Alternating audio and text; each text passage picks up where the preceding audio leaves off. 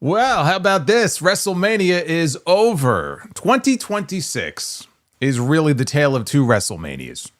If you joined me last night for night one of WrestleMania, I'm sure many of you agreed with me as far as how you felt when that show was over. Not good. Not good last night. It did not feel like a WrestleMania last night. Some of the matches were shortchanged, didn't get a whole lot of time at all, and the main event was a mess. You know, Cody Rhodes and Randy Orton, they tried to make the best of a bad situation. And a match that I thought started out very boring, and we had the stuff with McAfee and Jelly Roll and all that. And of course, we all know the story going into it. By the time the match was over, it wasn't a terrible match. I mean, they tried to salvage it there by the end, but when that show was over last night, I was sitting here just shaking my head and couldn't believe that they had done some of the things that they did. And I said, boy, they really need a rebound here for night two. The good thing about having two nights of WrestleMania, you have one bad night, you have a chance to redeem yourself the very next night. It would be very difficult, I think, for them to have gone out there tonight and to have put on a show that was going to be worse than what we got on the whole last night in night one. Night two, a far more enjoyable show than night one. It cleared night one by a wide margin. That's why I say it was in many ways the tale of two WrestleManias. It was a night that it started great and it ended great. We had the opening match on ESPN at the beginning of the show with Brock Lesnar and Oba Femi, which we will get to. Great stuff. Not very long, but great stuff. And then we really needed the main event to stick the landing, especially after what happened last night. We needed a main event that when this show was over, people would not be talking about what a mess it was. People would not be talking about how terrible or how disappointing or how underwhelming it was. They would be able to sit back and go, you know what? That was a fucking great main event. That main event felt like a WrestleMania-worthy main event match. And that's what we got. In the main event tonight between Roman Reigns and CM Punk finally got that one-on-one WrestleMania main event that he was clamoring for once upon a time. The match that escaped him, the match that he never got. Triple threat last year, right? That was cool, but not one-on-one. Tonight he got it. And I think maybe he realized it might be the only one he ever gets. This might be it. This might be his only opportunity to go out there and kind of show up and show out, and he did. As did Roman Reigns. I thought that main event that they had tonight was outstanding. But the biggest difference is that when this show was over, it felt more like a WrestleMania than night one did. But on its own, it was not a WrestleMania. You know, on its own, it had 6 matches. That's not WrestleMania. You still have to take the totality of the two shows together. To be perfectly honest with you, if there was ever a year since they started the 2-night format where it felt like it probably should have been just one night of WrestleMania, this was it. This was it right here. And I'm not advocating for them to go back to that format or anything like that. I'm just saying that this one could have been one big super show instead of dividing it over the course of 2 nights. Of course, they get to sell more tickets this way, which is why that's not going to change. We have 2-night SummerSlams now. I guarantee you we'll have 2-night Royal Rumbles at some point in the not too distant future. So that format is not going away. The problems that these two shows had are shared by both nights. And I saw a lot of comments from you guys as well, so I know you know what I'm talking about. It's the over-commercialization of these shows. WrestleMania and events like that used to be a safe haven as compared to the weekly TVs, where you could get away from that. You would have to sit through that on Mondays, Fridays, Thursdays, whatever night it might be. The weekend shows, when they used to have the syndicated shows, you want to go back even further. But when you got to the pay-per-views, right, or the premium live events, you didn't really have to deal with that. It built up matches for those shows where you could just sit down and you got the wrestling. And it's not really like that anymore, unfortunately. We have commercials, we have ads, we have segments that are sponsored by this, sponsored by, Quiznos, and sponsored by Domino's, and sponsored by my left nut, and God knows what else. And, logos all over the place, and we have all kinds of fluff. We don't really get backstage segments anymore, backstage promos before big matches. We didn't get any of that at WrestleMania this year, not one. It's just a very different format that they have now for these shows. The problem is because of that over-commercialization and all of the ads in between the matches, it creates a situation where they don't have time for additional matches and or they don't have time to allow matches to breathe. So what you end up with, and we had this on night 1, and we had it tonight here on night 2, there were matches that when they're over, you look at it and go, that's it? That was the big issue with Stephanie Vaquer and Liv Morgan on night 1 last night, 7 minutes. Or 650, whatever it was, for your Women's World Championship match, right? One of the better promoted matches for this WrestleMania. And we had that again tonight. You have a 10-minute match, an 8-minute match. Again, I'm not advocating that every match needs to go 15, 20 minutes. But there are certain matches. I mean, we had Finn Balor and Dominik Mysterio tonight, the Demon, right? And Dirty Dom out there. And there's a 2-year story arc there. There's a 2-year history between those two men, and they send them out there in a street fight. First time we've seen the Demon in a few years. And, over and done in 10 minutes. So there was a lot of that on WrestleMania this year. And you can blame that squarely on the over-commercialization of these shows because it just doesn't leave enough time for them to allow some of these matches to carry on for a little bit longer, to let the talent tell that story. Give them more time to go out there and tell the story they want to tell in the way that they want to tell it. It feels rushed, right? We got to get through this. And unfortunately, that was an issue with both nights. And it's also an issue that I'm sure is not going to go away anytime soon. But it was very noticeable with WrestleMania this year. We ended the show tonight at 9:35 p.m. Eastern, which is quite something. But you also consider the WrestleMania started at 6 p.m. Eastern. And I got to tell you, the show ending at 9:30, I loved it. I loved it. Now some people may not be a fan of that. I was a fan of it. I could get used to that, to be honest with you. However, what was very noticeable when the show ended at 9:35 p.m. was that there was absolutely no reason that they could not fit an extra match on this show, especially because we had 7 matches on night 1. We had 6 matches on night 2. You mean to tell me that Io Sky and Asuka, you couldn't fit those 2 women in a match on this show, telling the story with Kairi Sane and maybe even paying that story off, which has been playing out on TV now for quite some time? You can't find a place on a 6-match show that's going to end at 9:30 to fit one more match on there? So now that we're over with WrestleMania, it's very clear they could have absolutely have done that match. But again, you can blame it on the over-commercialization. It's not a priority. That's the priority. And then unfortunately you have people like, and those are just 2 examples, but you have 2 women like that who unfortunately, sorry, we don't have room for you. We'll save you for Backlash. So that sucks. That really sucks. CM Punk and Roman Reigns. They had the main event spot tonight. And in the last week, I'd say, more so than any other period in this build-up to WrestleMania, they were really trying to get, personal with each other. We saw Roman with some of his vlogs and he was doing interviews. And they really wanted you to know that these 2 men don't like each other, right? This is deeply personal between these 2 men. And we saw some of that play out on television, but honestly, there were interviews that Roman was doing this week where I felt like, man, why couldn't we get that on TV? We didn't get the full scope of it on television in the way that I feel like we should have.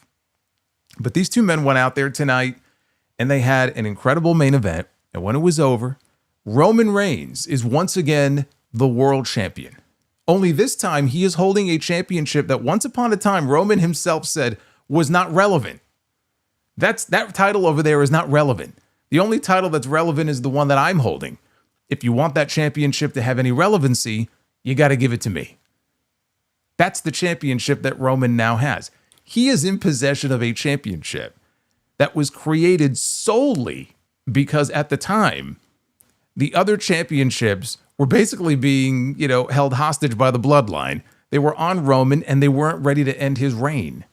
1,316 days as champion. Raw had no champion. Roman, if you paid him extra, he still wouldn't show up on Monday Night Raw. So they had no choice but to create a new World Heavyweight Championship. Now you've taken that title and you have put it on the man who really was the inspiration for its creation in the first place because he wasn't around. And that will be the story to follow now.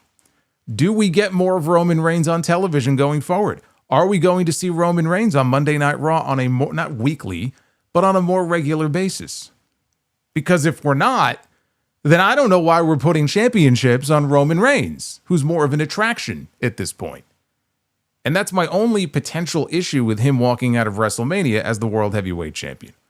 Because he carried his end of that main event great, right? Great performer, great big match performer. I don't have any issue with Roman. What I have an issue with, I don't want to end up in a situation as a fan, as a viewer, watching Monday Night Raw every week, wondering when's the champion going to show up? Or if the champion is not going to be around, well, we need other people to step up and kind of fill that gap until Roman is ready to come back. I would hope that they've worked something out where we'll get to see Roman a little more often, and we'll get to see him feuding with, this person and that person and that person on Monday Night Raw, maybe get some fresh matchups. That would be great. I'm not convinced that that's what we're going to get, and that's my only issue with them putting the belt back on him. I say back on him, but his first time with this particular belt, but him having a championship at all. So we'll see, how things may possibly be different. CM Punk, he was not supposed to win that world championship when he did. He won that title on Saturday night's main event. He had that match with Jey Uso. The less said about that match, the better. I won't remind you about that match. It was not great. But he won the championship because Seth Rollins got hurt. And it blew up their WrestleMania plans. Now, I don't know if the idea would have been to put the belt on Punk anyway at some point before WrestleMania. There was talk about at one point Roman and Seth would be one main event. Punk and Braun Breaker would be the other. If that's true, Punk would have been the champion. It's the only way that match would have made any sense in a main event spot. But let's assume that that was not going to be the case, because I feel like there were a lot of ideas for what the WrestleMania main events could be. CM Punk happened to be the champion by happenstance because somebody got hurt. And what he did was, in the months that he had that title, he was on the show basically every single week. He was defending the championship on TV against multiple people, right? He defended it against Finn Balor. He defended it against AJ Styles. He defended it against Braun Breaker. And he actually put together what I thought was a pretty decent run for himself as the world champion. He put the work in. He was there. You could tell that him being the champion, he tried to make it mean something, which is what I hope for now that Roman has the world title. But I think we'll look back on this run that Punk had as being a pretty good one. Where he goes from here, I don't know. Maybe he's going to take some time off. I don't know what is in CM Punk's immediate future. I don't know what is in the immediate future for Roman Reigns. There was a report from, I believe, Meltzer, who said that there is a plan in place for a Roman Reigns feud with Gunther, with the idea that Roman would be the defending champion.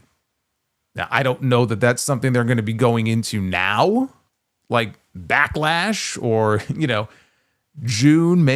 I don't know. It could be a SummerSlam match. It would make sense, though, because you could look at Gunther and say the same thing. Where do you go with Gunther at this point? Especially because it looks like this potential SummerSlam opponent that a lot of people thought he would have, that may not be happening now. So you got to consider that could be a potential program for him. Oba Femi had himself a big night. Where does he go from here? Is he going to end up in the world title picture sooner rather than later? There are a lot of questions coming out of this WrestleMania show. But these two men went out there and they left it all in the ring. 34 minutes. Much longer even than the main event from last night. And you know what was so great about it? We didn't have any bullshit. All of us, myself included, we're all guilty of it. Going into this WrestleMania show, what's the big swerve going to be? What's the big angle going to be at the end of this match when it's all said and done? Are the Usos going to get involved? Are we going to get a reformation of the bloodline? Which, by the way, we could still get. Because now that Roman is the world champion, he is officially on Monday Night Raw. Like full-time officially on Raw. So are the Usos. So who's to say that we don't have some sort of even loose, bloodline reunion here? But are we going to get a reunion? The Usos going to turn on him? Is Pat McAfee going to somehow, get involved in this match as well? He was putting Roman over in all the interviews and on his show this week. We didn't have any outside interference. We didn't have any Pat McAfee. We didn't have any bullshit or gaga. We didn't have a ref bump. We did have a low blow. I feel like we have a low blow in basically every WrestleMania main event now.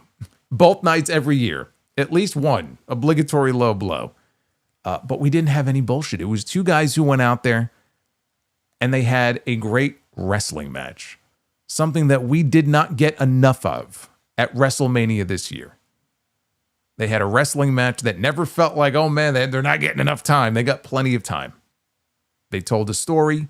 We had some dramatic near falls. We had some big spots. It felt like a war of attrition in there between these two guys. It was going back and forth. We had a slugfest. They were both down at one point. It was a case of who's going to run out of gas first. The answer is CM Punk. CM Punk is the one who ran out of gas first, and Roman Reigns won the match. And that's all you need. Sometimes you don't have to overcomplicate it. You know, I had one person I responded to already right before I went live. Very disappointed in the WrestleMania main event tonight because it wasn't overbooked. It needed to be overbooked. There had to be some sort of big swerve or angle at the end of it. And I get it. I get it. Last few years, we've been spoiled by, we look back at WrestleMania 40 and what we had there. Last year, right? Who's going to get involved? And John Cena and Cody Rhodes. Cena had just gone heel. What are they going to do? And so people watch this and they're waiting for something big to happen. And I think what ends up happening sometimes is you forget that you're watching a wrestling match. And sometimes it's okay to just get some great wrestling as the payoff on a show called WrestleMania. Not every match is going to have some big swerve. Not every match is going to have a big turn or a twist. Not every match needs interference. No, the WrestleMania main event does not need to be overbooked. You know why WrestleMania 40 was overbooked? Because it built to it. It was built that way.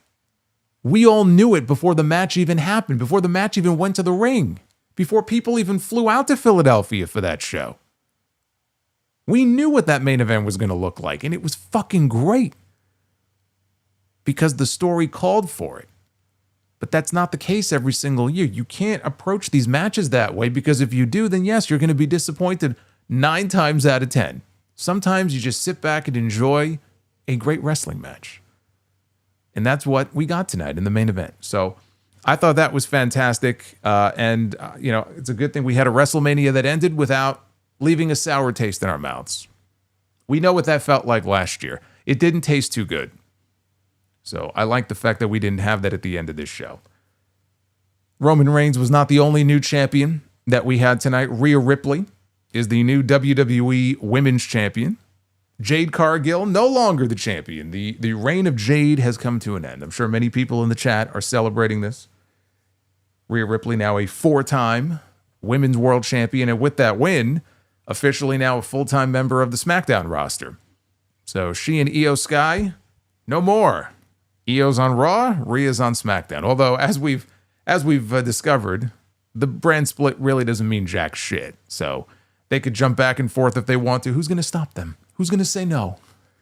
Is Nick Aldis or Adam Pearce going to say, no? We're not going to let you in the building. They don't give a fuck. In the grand scheme, it really doesn't matter. But Jade went out there and had one of the better matches of her career tonight. We had the return of the Demon. I mentioned that in the ring with Dominik Mysterio. We have a brand new United States champion in Trick Williams. And the other big story outside of the main event, outside of Roman Reigns beating CM Punk, is what happened in the opening match. We had Brock Lesnar and we had Oba Femi. This is the match I was most looking forward to coming into WrestleMania this year.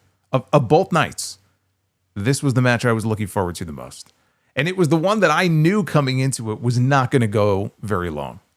We talk about, man, this match only got 6 minutes and 8 minutes and 7 minutes. That's about what I would have expected this match to be, if that. It didn't even go that long. But what they did was pitch perfect. And I give WWE a lot of shit for making a lot of what I feel like are dumb decisions. It's all very subjective. We all have differing opinions on different things and who should win and who should be the champion and who should be pushed and who shouldn't. But in this case, they did the right thing. And really every step of the way. Everything they did. From the moment that Oba Femi came out all those weeks ago to accept the open challenge and they made this match official for WrestleMania. Somehow, Despite all the other missteps that they made in other matches at WrestleMania this year leading into it, they got everything right. All they had to do was one thing. All they had to do was stick the landing, which is something they're not very good at. If sometimes you look at something and it just seems so simple, it's like, this is all you need to do. It's the easiest thing in the world. They'll find a way to fuck it up. But in this case, they stuck the landing. They did the right thing. And what they did in that opening match was excellent. And then we got a surprise when the match was over, because it appears, now this is not official, but it appears that we may have seen the last of Brock Lesnar. I'm not convinced of that. A lot of people seem to be convinced of it, though. I saw Kurt Angle has already posted wishing Brock Lesnar good luck in retirement, right? His old foe. And I'm sure there's going to be other people extending congratulations to Brock on his retirement. It certainly came off that way. But as we know with wrestling, retirements, well, it's all in the eye of the beholder. Is this person really done? Is that really their last match? Most of the time, that ends up not being the case. With John Cena, I 100% believe that we will never see him wrestle again. With Brock Lesnar, I am not convinced. But we will get into what happened here at the end of that match. But when this show was over, I felt a lot better about WrestleMania than I did coming out of night one. On the whole, when you take both nights in totality, this will not go down as one of the more marquee WrestleManias that they have ever done. I mean, in terms of celebrity involvement, maybe it would, but in terms of just overall quality of the show, where does this rank? It doesn't. It doesn't rank to me. Certainly not anywhere in the upper tier. I'm just happy they were able to rebound from what was a very disappointing, very underwhelming night one. They came back a lot stronger the next night, and I felt like they opened and they ended in the best possible way. And that's really all I was hoping for coming into this show. Because last night did not leave me feeling very good about WrestleMania. So let's talk about it. This is your WrestleMania 42 Night 2 review. We are live on YouTube here, closing in on 4,000 live and climbing. I want to thank you guys so much for hanging out with me. Please do me a favor. If you are new here, go ahead and subscribe. We have fun like this every week. So go ahead and hit the subscribe button. Hit the like button as well. Super chats are open. I have them paused, but they will be popping up on your screen as we... She is. We heard a lot from Asuka last night. I suspect that will be the same tonight as well. We are already right around 700 likes, which is awesome. Let's make the minimum likes goal 1,200. If we hit 1,200, we will do our Be the Booker segment that we do at the end of these streams sometimes. We did it last night. So let's say 1,200 as the minimum as far as the likes goes. So as he did on night one, John Cena, he was the host of WrestleMania. He was back again tonight in his spiffy suit. He kicked things off and made his way down the ramp to the ring. He said for the first time in history, WrestleMania was live on ESPN, which is true. Last night, hour number one was on ESPN 2, which is not as prestigious as ESPN. Although how prestigious ESPN itself even is anymore, I'm not so sure. My favorite part of this is that when Cena mentioned that we're live on ESPN for the first time ever, they booed ESPN. And I just laughed. The fans in Las Vegas, they booed ESPN. Maybe because some of them have to pay the $30 for each night of WrestleMania in the ESPN app. And maybe they didn't like that very much. Although they're at the show, so they didn't have to do that for WrestleMania. They spent a lot more on WrestleMania if they were there live. But maybe the other PLEs, there's still someone who, like me, who has a provider where you have to pay because they don't carry the ESPN Unlimited service. I would boo too. So the graphics, after he welcomed us to WrestleMania, he said that we have to start with something big since this is the big ESPN hour. And they showed the graphics on the screens and the Trons and everything by the stage. And they converted, I guess, to like the red fiery graphics from night one to the blue and silver colored graphics for night two. The way they were doing this, though, and they kind of showed, I don't know if they were lightning bolts or what they were. It made it seem like something big was about to happen, like some big surprise name was about to come out, like The Rock or something. They had like The Rock colors, and I'm like, okay, something's about to happen here. But then nothing happened. They shot up some pyro, and what they were talking about was the big start was the big match, which was Brock Lesnar one-on-one with Oba Femi in what was Oba Femi's WrestleMania debut. Oba, he entered first, and he had the crowd chanting his name and barking and doing the Oba strut on his way down to the ring. His big WrestleMania entrance for the first time.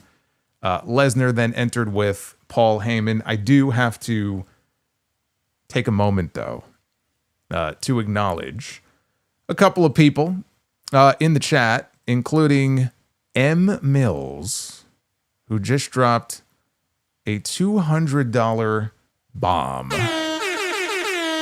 Oh my goodness. And Boots with 100 as well. Holy shit. I had to acknowledge the two of them. That's a combined $300 pair of bombs from the two of them. M. Mills, thank you. Boots, what can I say? Always putting boots to asses. I love you, brother.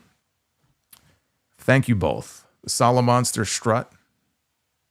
I don't do it the same way that Oba does. I don't look as cool as he does doing it, so. I do it every time he comes out. I can't help myself. I got to do the Oba strut. Row Roman Reigns gently down the stream. Row Roman Reigns gently down the stream. Well, you can row him and the World Heavyweight title. It's the down the stream. Gunther. Jerry Lawler loves Gunther the Magnificent. All hail Gunther. Oh, Stephen Brewer. Yeah, we had a few magenta bombs before that. Stephen, Randy as well. I saw Randy Bobandy in there. He had a big bomb as well. Yeah, it's like Roman Reigns. I have to acknowledge you. So anyway, we'll let some of these cycle on in here as we go along. So we had Brock and we had Oba out in the ring. Alicia Taylor was in the ring to do the big time ring intros like it was a big title fight, except for the fact that there was no championship on the line. Normally they do this for championship matches. So you know it's a big match because they're doing it and there are no titles on the line here. But it gave it that big fight feel. Technically, Paul Heyman did the intro for Brock. He snatched the mic out of Alicia's hand. So I would say, I'm watching this and like between this and between the tail of the tape that they put up, and then on the pre-show they had Daniel Cormier, and he was really hyping this thing up like it was like a big prize fight. They really did a very good job of building this up and making it feel like something that was big time. And that's a big part. The presentation is so important in a situation like this. It's not, it's not enough sometimes to just put two guys in the ring together. You have to tell people, you have to communicate to people why this match is such a big deal.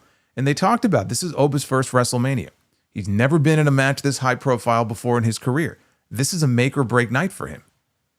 And I think it was Big E who was saying on the pre-show, like, if Oba goes in there and wins, in his opinion, we're not talking about him maybe challenging for a world championship in a year or 2 years.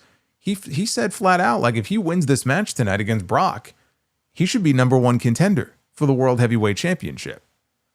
And I wonder if he was saying that for a reason, because perhaps that's a direction that they're going to go in. Maybe they're not going to wait very long, and maybe they're going to really vault Oba, they're going to strap the rocket to him in a big way and vault him to the world title a lot sooner than people think. And he said if he goes in there and he loses and he doesn't beat Brock, then he almost has, he loses some of that shine that he's had. And he has to regroup and, he, not that he's starting from the bottom again, but it could really knock him down a few pegs. So I just thought the presentation here was very well done. So now it's time for the actual match, and they lock up. It's like the Hogan Warrior thing from WrestleMania 6. I just watched on the Vault the other day, they uploaded the Hogan Warrior match without commentary from, I think it was just the hard cam view. It was very interesting. And it was a very basic, lockup. And Who's the stronger man? And then one guy sends the other into the corner. They lock up again. Hogan sends the Warrior into the corner. It's such a simple spot, but it gets a big reaction. That's basically what they did here with these two guys. They locked up a couple of times. Neither man was really getting the better of it. So Brock said, fuck this. And he charged at Oba. And he picked him up and he drove him back into the corner. And he delivered a series of shoulder tackles. But Oba no-sold them. And Lesnar had this look on his face like he couldn't believe it. And he got shoved on his ass. And this got a huge reaction because, again, it's such a smart but simple thing to do. You need to establish that this is not just another opponent for Brock Lesnar. This is somebody who's not afraid of this fucking guy. Physically, bigger than him. Like in the tail of the tape, they said Brock, what would they say? Brock was 285, 290 or something. Oba's 310, or at least that's what they build him at. Looking at him, I could totally believe that he's 310 pounds. It's not very often that Brock is in there with somebody who's bigger than him. So he got put down on his ass there. And Lesnar then, he threw 2 hard clotheslines. And again, it had no effect on Oba. And Oba put Lesnar down with one of his own. So Lesnar got very frustrated. He rolled out to the floor. And he grabbed the top part of the ring steps. And he's throwing it around. And Heyman is scared out of his wits. Heyman is trying to calm this man down. So Oba reaches through the ropes. And he grabs a Lesnar, who ends up dragging Oba out to the floor. He drove him into the ring post. He drove Oba into the ring steps. Back inside, Lesnar took Oba to Suplex City. I think he hit 3 German suplexes to him. Lesnar went for another one. Oba caught him with a back elbow. So Oba charged at Brock in the corner a few times. On the 3rd attempt, Lesnar scooped him up. He got the big guy up on his shoulders, center of the ring, dropped him with an F5. Now, Oba didn't instantly pop back up to his feet. This is not like Hogan getting up from 5 Macho Man elbows where he just springs back up to his feet like it had no effect whatsoever. But Oba, he's a little slow to get up, but he does get back up to his feet. So I can't call it a total no-sell, but we kind of no-sold the F5. Brock had his back turned. He was posing to the crowd. So as soon as Brock turned around, Oba's already back up on his feet, and Oba goozles him and picks him up for the choke slam, slams him down. And then Oba gets him up in position for the fall from grace, the same move that he put Brock down with all those weeks ago at Madison Square Garden. And he gets him up, fall from grace, sit out, power bomb. Down goes Brock Lesnar. That's his finish. So they weren't going to be doing any finisher kick-out spam here in this match like you see in the main events, right, at WrestleMania and other shows. We're not having any of that shit here. That's not Brock Lesnar's type of match. Brock is not going to go out there and say, hey, why don't we just trade finishers back and forth 15 times? I feel like we saw some of that in some of the matches with Roman Reigns because they were trying to make Roman look strong, this back during the Big Dog era. But more or less, you don't generally see that in a Brock Lesnar match. Oba hit 1 fall from grace, and he covers Brock, and he pins him 1, 2, 3. Oba, who won the match, sold this like he couldn't believe that he won. He got up. The referee raised his arm. He had a look of disbelief on his face. So did Paul Heyman. Heyman was shocked. He was stunned on the outside of the ring. He couldn't believe it. And Lesnar he laid there flat on his back. Didn't move. He didn't immediately roll out of the ring and rip his gloves off and just go to the back and head for the private jet. He laid there. He laid there and he sold it. And the crowd was just beside themselves with glee. They couldn't believe what they just saw because it was a moment. It was the moment that Oba Femi arrived. This is what I mean when I say they stuck the landing. You could do everything right up until the match itself and then fuck up the match, and everything you did before that is completely null and void. It doesn't even matter. Because you had this guy go out there and cut promos and tell people that I'm the one. I'm special. I'm not like anybody you've ever been in the ring with before. You're not going to treat me the way you treat everybody else. You broke the Undertaker's undefeated streak. Great. That was 12 years ago? This is my time now. Okay, well, that's great.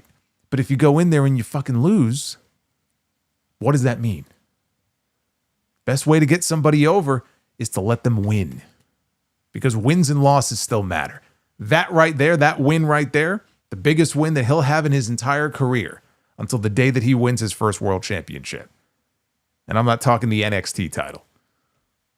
So everybody was cheering. Everybody was, at ringside anyway, was shocked, including Oba. And Oba made his way all the way up the ramp. Brock laid there on his back the entire time until Oba made his way to the back and he disappeared. And only then the music stopped. Brock at that point finally sat up. And Brock, he's getting very emotional, or at least he's portraying it. As he's getting very emotional, he's starting to cry a little bit. He starts muttering to himself, and he begins to remove his gloves. And the crowd reacted. It's like you could hear like the gasp from the crowd, because they kind of knew or thought they knew where this was headed. He takes the gloves off one by one. He puts the gloves down, and he starts to unlace his boots. And again, he's getting all emotional and everything, and continues to unlace his boots and takes his boots off, and he leaves his gloves and his boots in the center of the ring. And you know what that traditionally means when somebody takes their boots off.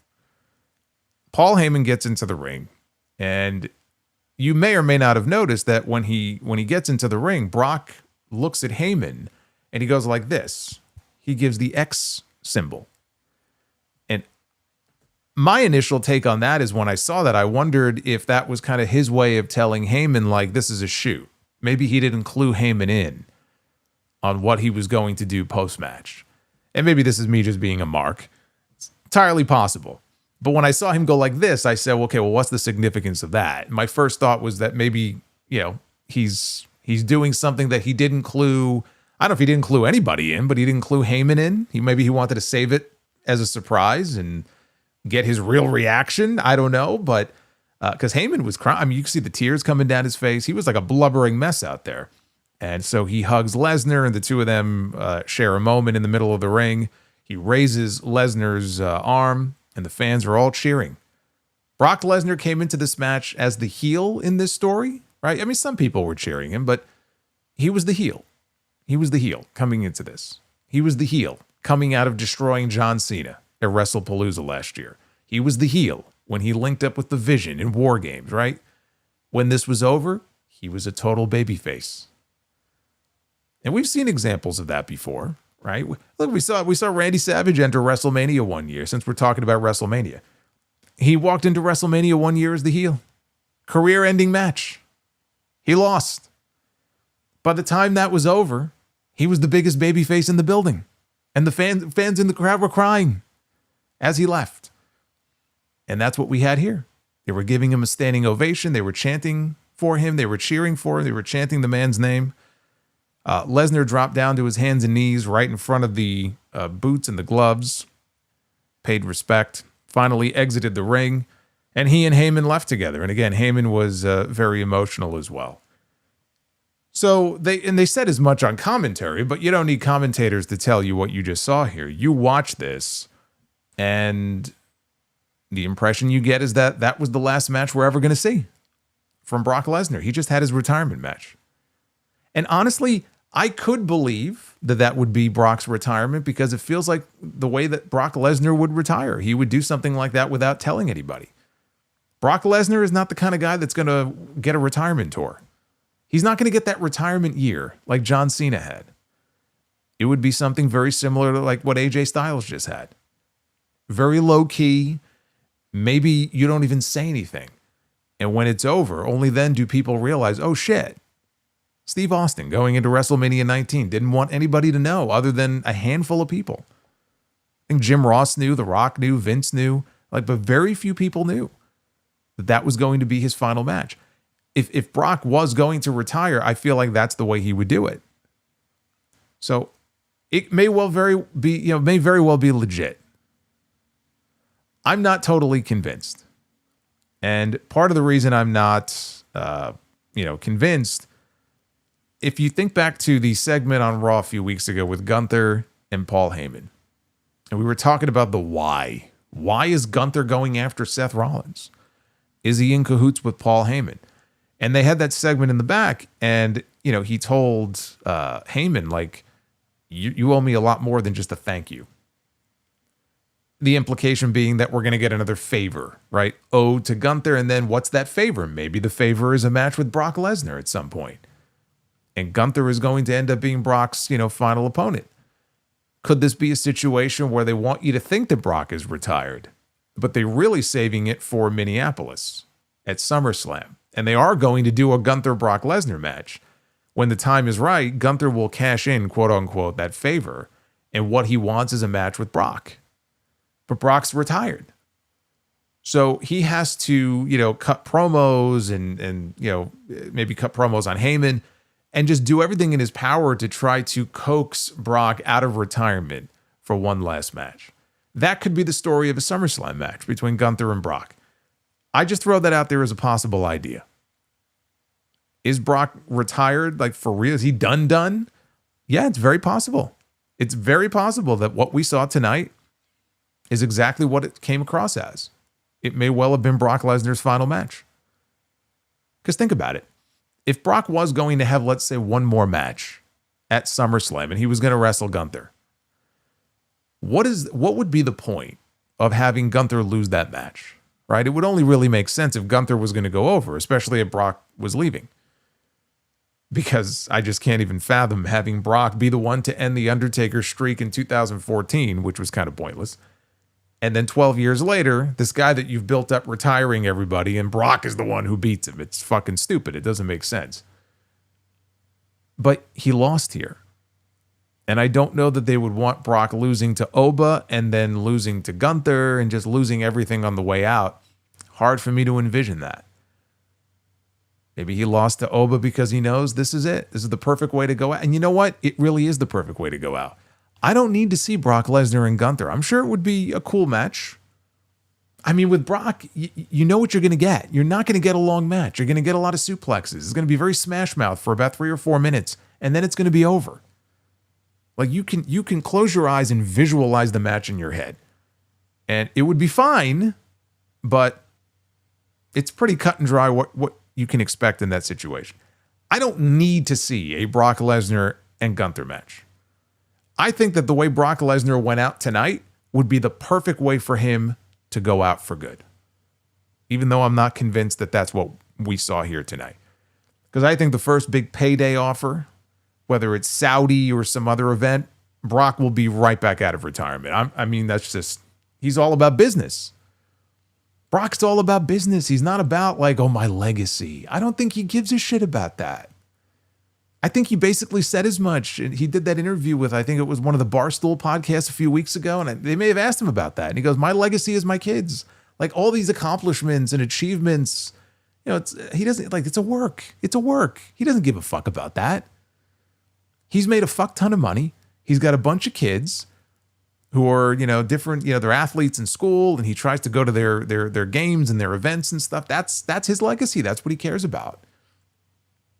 But I think what we saw at WrestleMania tonight, putting over the next big thing, when Brock himself came into WWE, billed as the next big thing. And he got to do it at WrestleMania on ESPN. And he put over Oba Femi. Perfect way for Brock Lesnar to ride off into the sunset. I don't think we need to have him. I don't think we need to have him back for another match. Time will tell. But it's going to make headlines. I'm sure it's headlines already on ESPN.com and a bunch of other places. Brock Lesnar retires from the ring. So they're going to get all the big headlines out of it that they want. For Oba Femi, the future is now. We've all talked about it.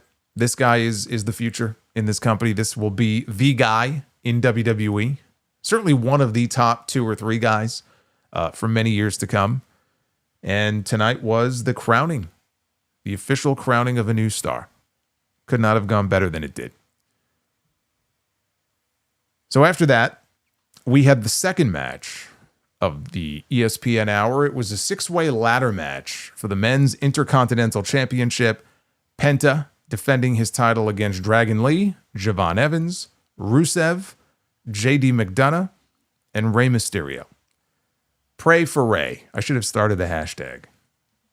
Pray for Rey. This guy just came back from 2 broken ribs. He's 50 years old.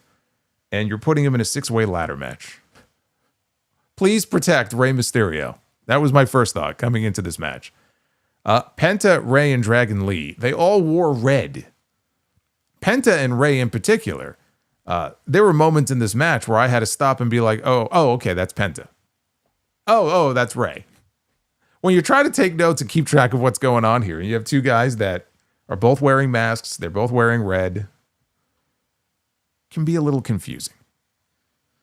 Penta got a cool entrance, and he had a helmet and gear that was inspired by Shao Kahn from Mortal Kombat to promote the new movie, which is coming out next month, which I am looking forward to and planning on seeing.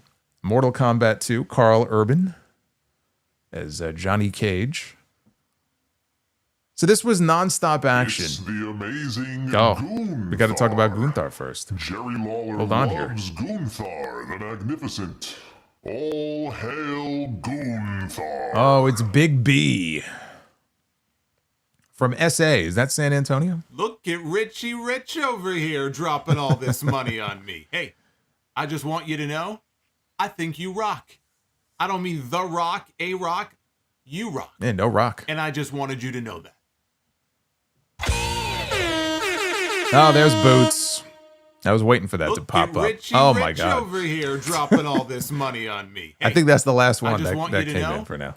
I think you rock. Randy Bobandy. I don't mean the rock, a rock, you rock. And I just wanted you to know that. Randy Bobandy goes back to back with Boots with the $100 bombs. I love to see it. I love to see it. Haven't seen that one in a while. Thank you guys very much. I appreciate it. Yeah, I said the Rock, you know, this is every year now. Every year, is The Rock going to come back? Is The Rock going to show up? Are they going to set up Rock and Roman for Saudi a year in advance? And I tell people all the time, like, I don't think about The Rock. Because if you try, it's like trying to like play the stock market or something. Like, it's a fool's errand. You know what I mean? Like, I am not going to worry about when The Rock may or may not come back because I don't know if The Rock is going to come back. I don't know why The Rock would want to come back after the way that he was massacred, rightfully, but massacred by the fans after what happened last year. If I'm Rock, I'm looking at that going, I don't need this shit. I want to be loved. I want people to like me. Every time he shows up and then he disappears, or he shows up and he fucks up whatever the plans are, people they savage this man, who I'm sure cares very much about his image. If I'm Rock, I'm like, fuck these people. They don't appreciate me. What am I going to come back for? I'm too old for this shit. Stop trying to guess when The Rock is going to come back. He'll come back when he's got nothing going on and he feels like, hey, you know what? Now would be a good time to come back. Otherwise, I don't think about The Rock. I just want to be loved. So Penta, as I mentioned, got the cool entrance. This was total nonstop action for 15 minutes straight. So I'm not going to recap everything, but some of the highlights here. Javon Evans, as you would imagine, in a match like this, he was flying all over the place and doing all of these spectacular moves, and he was super over with the audience here. Penta, he assisted Rey Mysterio at one point into a springboard seated senton. Out of the ring, out over the top rope, there was a ladder bridge outside the ring. I think Rusev was on the ladder bridge. And so Rey lands and they crash through the ladder bridge, but he came down with enough velocity that as he came down, his face smashed into the front part of the ladder. I guess when the ladder broke, the piece came up and he went face first into it. And you see the referee immediately like rushes over to check on him and make sure, like, are you okay? I'm looking for blood to come like spurting out of the mask. I'm like, oh my God, this guy, he just came back from injury. He seemed to be okay though. Hopefully he was okay, because that looked a little scary. So later on, Rey delivered a 619 to Penta back inside, starts climbing the ladder. Dragon Lee though cut him off, pulled him down, and he gave Rey a Styles Clash. So Dragon Lee then climbed the ladder. JD McDonagh though met him there, and he hit a Spanish fly off the ladder.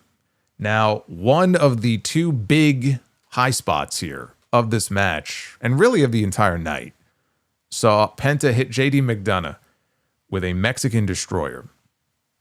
off of a ladder bridge or onto a ladder bridge that was in the corner of the ring. And he hits this destroyer, and McDonagh sold this great, which, I mean, there's only so much you can really do. You're basically, I mean, you're just hoping for the best here. You're hoping you don't get spiked right on the crown of your head and killed on a move like this. But he took this destroyer through this ladder bridge in the corner. Just, it was fucking great. And everybody popped for it, and he looked like he was dead. And he really was, because we didn't see him again for the rest of the match. But this all left Javon Evans in the ring by himself. And the crowd they're like, climb the ladder, kid. Pull the championship down. So he starts climbing the ladder. And he grabs at the belt. He's grabbing for it. And Rusev gets back in the ring. And he pulls the ladder out from under his feet. So Javon is left hanging from the title belt holder. He's basically just dangling up there. Rusev reaches up. He grabs his foot. He pulls him down. He tosses Javon out of the ring. So Rusev climbs the ladder. Evans, though, gets back in. He scales the ropes. And he comes diving off. And you have to see a move like this. You have to time it just right. And he comes diving off the ropes for an OG cutter. And Rusev kind of had to lean into it a little bit. But still, like, the timing of it was great. He catches Rusev on the way down. And he hits the OG cutter. It reminded me of Cody's last match in AEW. If you remember, he had that ladder match on Dynamite for the TNT title with Sammy Guevara.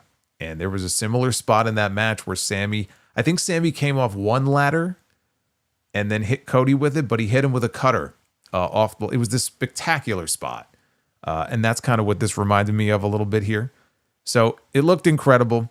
As Evans struggled to his feet, Penta got back in and he hit him with a destroyer. And then he climbs the ladder. Nobody else is in sight.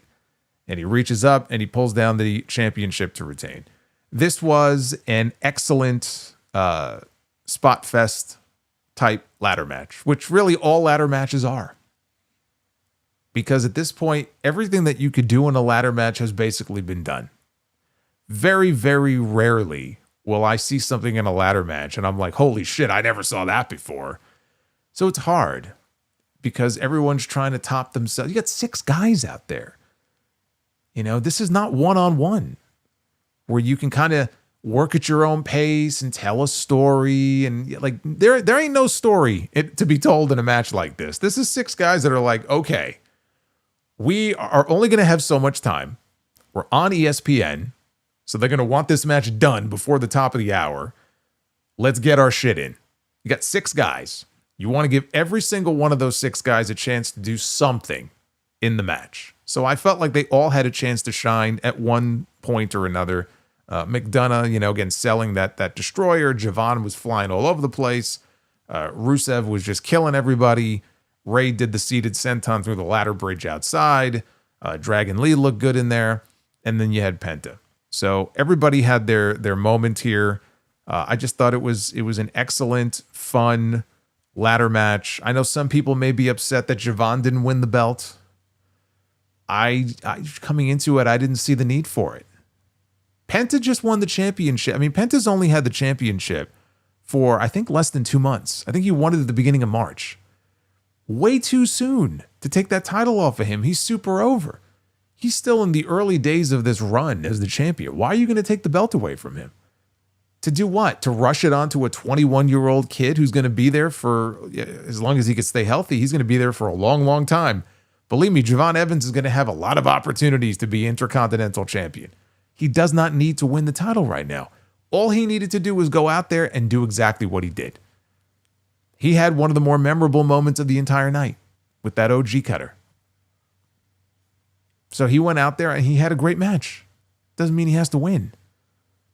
It really didn't make sense for anybody other than Penta to me to walk out with the title here in this match. So the right man won. And I'm thinking when this is over, right? The ESPN hour is now over. 2 of the 6 matches are done. And I tweeted this out. I said, night 2 is already better than night 1. I didn't even need to see the rest of the show. I mean, they would have had to have botched the rest of the show something fierce for me to change my mind on this. We were 2 matches in. I'm like, this is already better than night 1. I'm already having more fun watching this than I did the entirety of WrestleMania Saturday. So that was a good sign as we went into hour number 2 here. And they kicked off hour number 2 with Sami Zayn defending the United States Championship against Trick Williams. Sami, the champion, entered first, and he came out to boos, even though he was slapping hands with fans as he came down the ramp. Lil Yachty came out to introduce Trick, who got the big entrance here. He came out with the big entrance like he was the champion. He comes out, he's wearing the white fur coat. It was so long, they actually had a coattail. Like, literally, he was almost at the very end of this ramp, which they claim was 75 yards. And that coattail ran nearly the entire length of the ramp. It was insane. It looked like he had to stop a few times to make sure it would unfurl before he got down to ringside. So they kicked this off here. Lil Yachty was at ringside, as I figured he would be. And Zayn was on offense, and the crowd booed. And he hit a blue thunder bomb for a near fall. Trick was trying to sort himself out over by the ropes, and Sami booted him, which only got him more boos. Lil Yachty checked on Trick, so Sami went outside. He hit Yachty from behind, threw him into the barricade. Sami delivered a brainbuster to Trick on the ring apron, and Williams made it back to his feet. And as he did, here comes Sami Zayn. They're on the floor outside. And in comes Sami. He charges in with a haluva kick. I don't know that Michael Cole referred to it as a haluva kick. He might have just called it a boot. I mean, he's not technically wrong, but I mean, it's his fucking finisher. He should probably call it a haluva kick. So he gives him a haluva kick. Referee is now checking on Trick Williams. This gave Lil Yachty a chance to get up on the apron, and he draped Sami face first over the top rope. This is after they had gotten back into the ring, because they did the spot where Trick, was he going to get counted out? And he got to 9, and he dove back into the ring. So, of course, Trick was able to make it back in time. But yes, Lil Yachty got involved here, and he draped Sami throat first over the top rope. Williams then put Sami down with a kick, only for a near fall. So Sami avoided a trick shot knee, hit an exploder into the corner, and Sami was going to try again now for a haluva kick. Williams, though, came flying out of the corner with the trick shot, and he pinned Sami. That's it. He pinned him in 7 minutes to win the United States Championship. After the match was over, Trick celebrated with his parents, his mom and dad over in the front row. And then Lil Yachty, it's like Lil Yachty is passing messages onto him like, hey, you need to get back in the ring and celebrate. So Trick immediately rolls back into the ring and he starts celebrating. He's so happy that he, won the title. I'm happy for Trick, and so is the crowd, because like I said coming into this show, that they could work like a double turn. And they didn't really have to do anything. The fans have already done the double turn for them. There was really nothing that they had to do, because Sami came out here and he got basically a full-on heel reaction. Trick comes out, he gets cheered. He's beloved because he's cool. He's hip, he's new, he's cool. He comes out there with the coat, right? He's talking about his lemon pepper steppers. He's got Lil Yachty with him, like his little hype man as he comes down to the ring. What's not to like about Trick Williams? And what's to love lately about Sami Zayn? The man who would go out there for weeks on end, all depressed, in a pissy mood, complaining about how he's been screwed and complaining about how down on his luck he's been, and, I'm never going to be a world champion. You know what my response would be to that? Because every time he would go and he would talk to Cody, or he would talk to Randy Orton, and he was all depressed and down on his luck, I'll never be a world champion. And they would try to give him like a pep talk, right? Oh, you can be. You just have to, you have to just grab it by the throat and go for it. My response would be, if he walked up to me in the locker room and was like, oh, I'm never going to be a world champion, I would look at him and go, good. And I would turn and I would go take a piss. Like, who's going to cheer for this? This sad sack. Of course he's going to get booed. There is nothing cool right now about Sami Zayn. So the reactions that he's been getting should be no surprise. The fans have already taken to Trick as a baby face. You could lean into it as far as the whole heel face dynamic with him and Sami, because I don't think this is done between the two of them. But yes, the fans were very happy to see the title change here. I felt coming into this show, and I still feel this way. Okay. I don't mind that they did a title change here. That's cool. I would have kept the belt on Sami. I would have had Sami cheat to win this match because I think there's still potential in dragging this out for a little bit longer and really solidifying the heel turn or the boos for Sami and getting people even more behind Trick and making Sami really unlikable, right? He could be very like, oh, I got my my real fans out there, right? Where's all the Sami Zayn fans? I don't know why you people are booing me. I have no idea why you're booing me, right? He could really kind of ham it up. And Trick could just continue to be Trick, but put more heat on Sami because he cheats to win. Right now, he's really doing all this shit that he couldn't do before. But now that he's got gold again, like he's going to do everything in his power to make sure he doesn't lose it and just drag it out for a little bit longer, even if it's like 2 months or something, and then put the belt on Trick. I guess they wanted him to have that WrestleMania moment. And that's fine. I just feel like I would have kept the belt on Sami a little bit longer and just leaned into it more. But between this and the Oba Femi win, at the beginning of the show, it really did feel watching this like a passing of the torch kind of night. It felt like, we make fun of Triple H. It's a new era. Tonight was a new era. It's a new era, right? Every time he goes to the bathroom and takes a shit, he comes out, tells Stephanie, it's a new era. Everything's a new era with this guy. But tonight it really did feel like that. It felt like, okay, they're really committing to this. It's not just window dressing. They're not just talking about it. They're not just teasing it. Like, Oba Femi beat Brock Lesnar. Trick Williams won the United States Championship.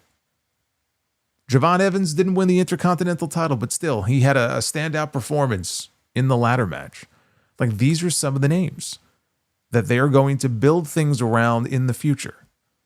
And the future is now, right? We're not just talking about this 5 years from now. 5 years from now, some of these guys, I don't know about Javon in 5 years, but like Oba Femi, Trick Williams, Braun Breaker, Jacob Fatu, maybe Dominik. I just named 5 right there. There's no reason that this company shouldn't be built around those 5 guys. And then whoever the hangers-on are, who aren't ready to let go yet, right? Punk, Roman, whoever might still be around from the old guard. And that's your core group of guys. There's no reason that shouldn't be the case, as long as they can stay healthy. So tonight really did feel like a changing of the guard in many ways.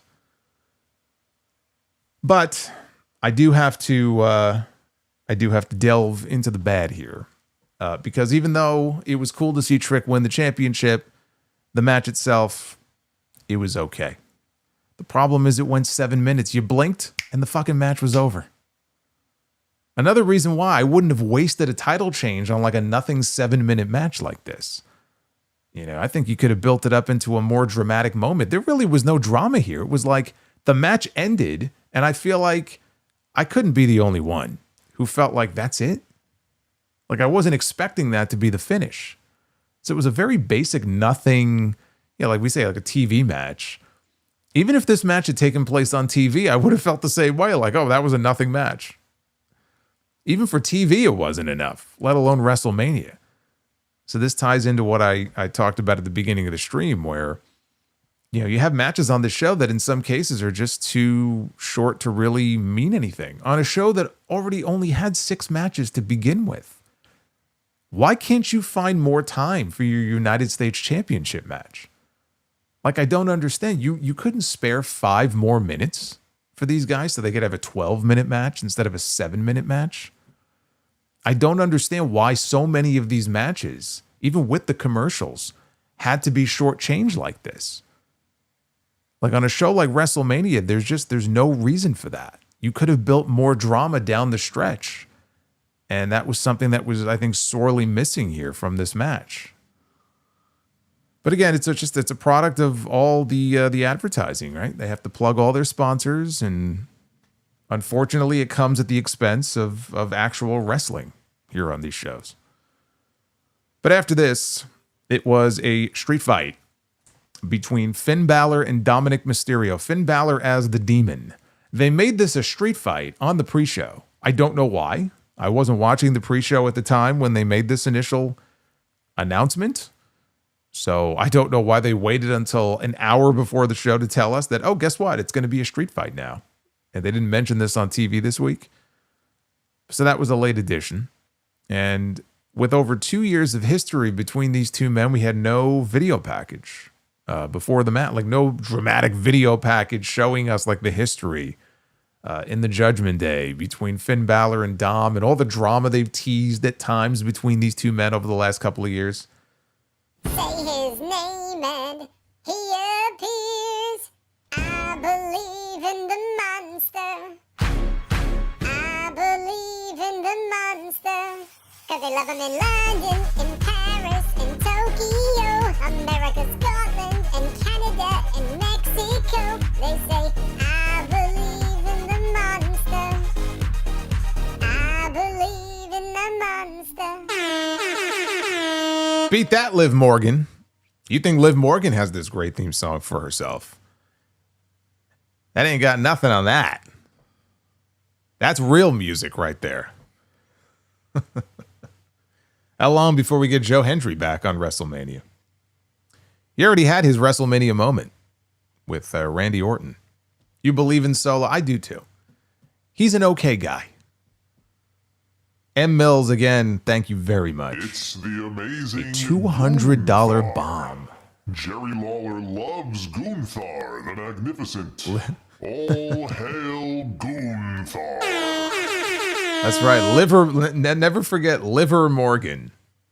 One of the great TNT moments of all time on Tuesday night. Good old Liver Morgan. Hey, Oliver, welcome to the channel. Liv's music is horrendous. It's not horrendous. But I've heard horrendous music before. Horrendous is not a word I would use to describe it. You're over exaggerating. But anyway, so yes, we have this street fight here. No video package, but for his entrance, Dominik, he stood on a giant throne, and he was wearing a white lucha mask. There were a group of other masked wrestlers standing down below. And Dom jumped off of the throne, and the men all caught him, and they set him down on his feet. And Michael Cole said that it was a tribute to Perro Aguayo. Of course, Dom is also the AAA Mega Campeon, so it's a very appropriate entrance here for the King of the Luchadors. But then we got the Demon entrance. And this was the first time that we had a Demon entrance since he lost to Edge at WrestleMania 39. And he was holding a giant staff. I think this was the first. I don't remember the Demon ever coming out with a giant stick before, but he had this giant staff with like a little demon head on top of it. He was basically like a demon version of Skeletor out there. Just not as cool. So Balor went for a Slim Jim table early in this match.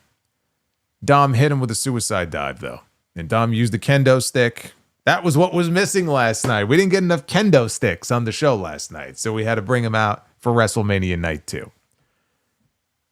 And he hit him with a steel chair as well.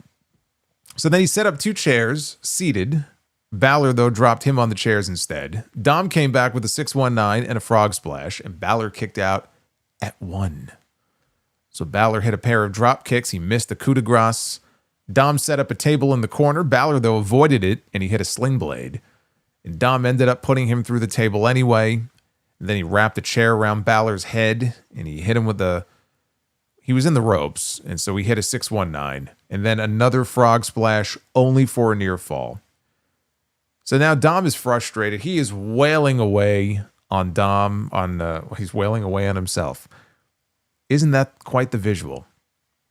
That would certainly be a WrestleMania moment if Dom was wailing away on himself. Maybe he did that after WrestleMania back at the hotel. I don't know. You know, between that and Michael Cole before the match complaining that Dom spit something, he spit something on him and he goes, "Oh, I got this wet substance on me. I don't know what it is." And then Wade Barrett says, "Oh, that's Dom juice." Yeah. And Michael Cole says, "I don't need Dom juice all over me." Maybe it was because he was wailing away on himself.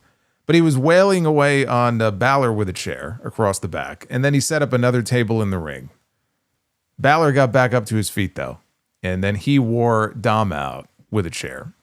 Balor wrapped the chair around Dom's neck. He drop kicked him into the corner. The chair went flying. And then he placed Dom on top of the table in the ring. He went up top. He hit the coup de grace through the table. And he pinned Dominik Mysterio to win the match. And with that, ladies and gentlemen, the Demon finally won a match. He was not very successful in his last two attempts. He lost to Edge. He lost to Roman Reigns. He fell off the fucking rope. That was the death of the Demon as far as I was concerned. So now he's finally back in the win column here. This was the first time that Balor, as the Demon, won a match since 2019. He beat Andrade at Super Showdown 7 years ago. Maybe it's true. Like maybe at that time he broke a mirror or something and he got 7 years of bad luck. Maybe that's what happened. 7 years of bad luck. Now 7 years have gone by. And look at this. He's back to his winning ways. See, now if you're the superstitious type, that might explain his bad luck over the last 7 years. Now it all makes sense. But again, at 10 minutes, I mean, what do you expect?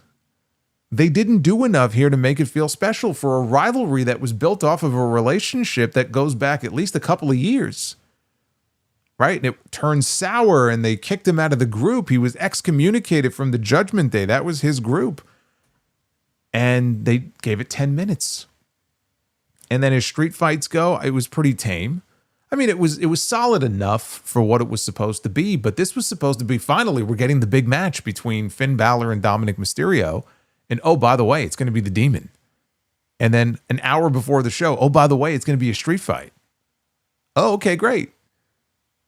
10 minutes later, it's over, and I'm like, what the fuck was this? This was the big blow-off match between these two men after all this time?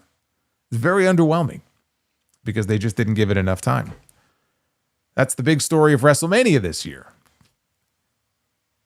Then, after this, talk about weird, they show Michael Cole and Wade Barrett sitting at ringside.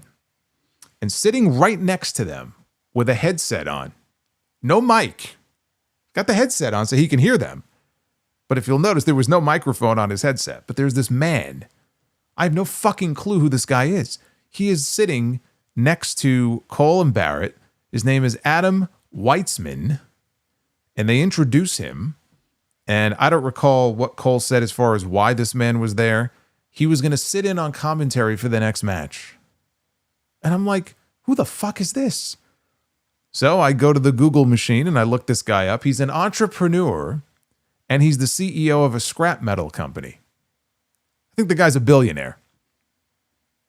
And he sat there. So he sat there for the women's championship match that came up next. Never said a word because he had no mic, which is probably for the better because what the fuck do we need to hear from this guy for? So here's what happened. He paid money to sit next to Michael Cole and Wade Barrett and watch the match from the announce desk. So now, because again, TKO will never miss an opportunity to make a buck, they have found a new way to make money. They have found a billionaire in this case. Now they can go to millionaires and billionaires and CEOs who happen to be wrestling fans and think it would be cool to sit at ringside. And now you can pay for a seat on the other side of the barricade where you're actually a part of the show. And you just sit there and you watch the show and observe. Because that's literally the only thing that this guy was there for. Yeah, it's like, it was his Make-A-Wish. That's right. It's CEO Make-A-Wish. How many times have I told you in recent weeks with all the celebrity shit about how it feels like fantasy camp? Boy, that gets truer and truer by the day. This guy got to live out his fantasy, I guess, because he's got enough money to do so. His microphone was muted. I don't know. I didn't see a mic. If you look at their headsets, you see the mic. I didn't see a mic. If there was a mic, then yeah, it was muted. Because he didn't say a fucking word the entire time, which is for the better. So Jade Cargill against Rhea Ripley. That was up next for the WWE Women's Championship.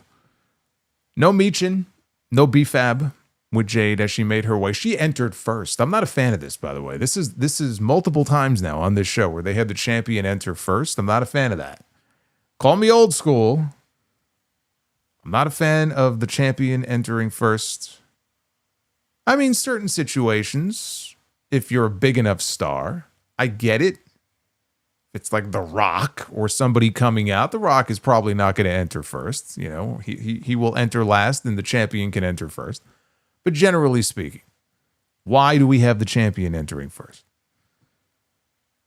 So she was introduced for the ring intros. Once Rhea came out, they did the big title match intros. Jade took control early on here.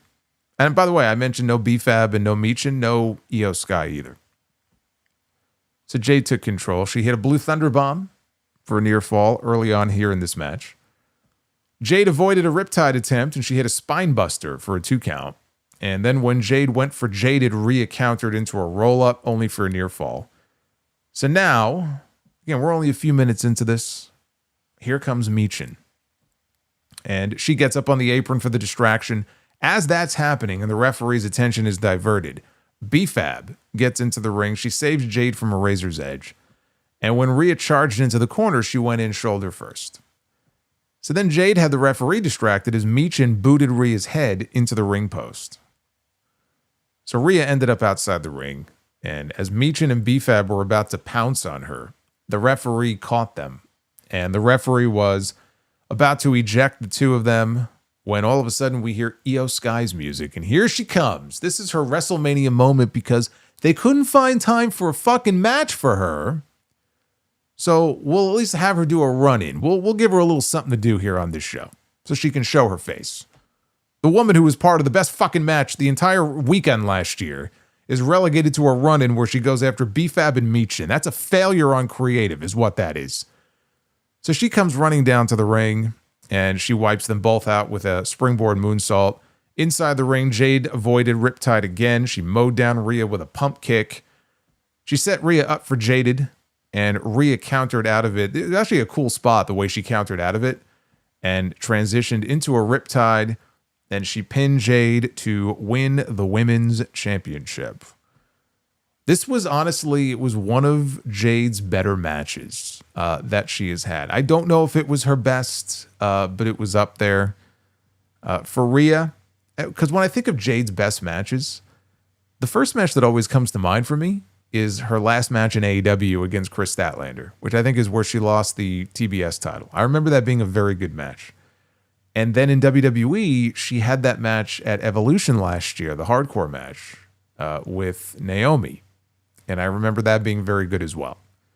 So this is in that category. It was definitely one of her better matches, easily the best match of her title run, which was very forgettable.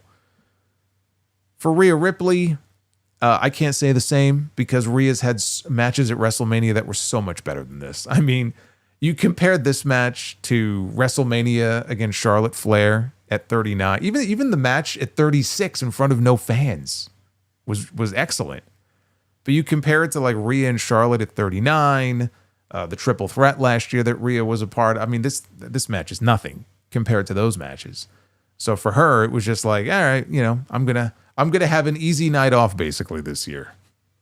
I'm gonna go out there, have a very basic match, 10 minutes. For Jade, it'll be one of her better ones. For me, not so much. And they got 10 minutes, which is 3 minutes more than Liv Morgan and Stephanie Vicaire got for their women's world title match last night. But Jade Cargill's run, it now ends at 170 days as the WWE Women's Champion. The idea that I had for a potential swerve finish with a Bianca Belair return went out the window with the announcement last night that Bianca is pregnant, which, again, congrats to her and Montez Ford.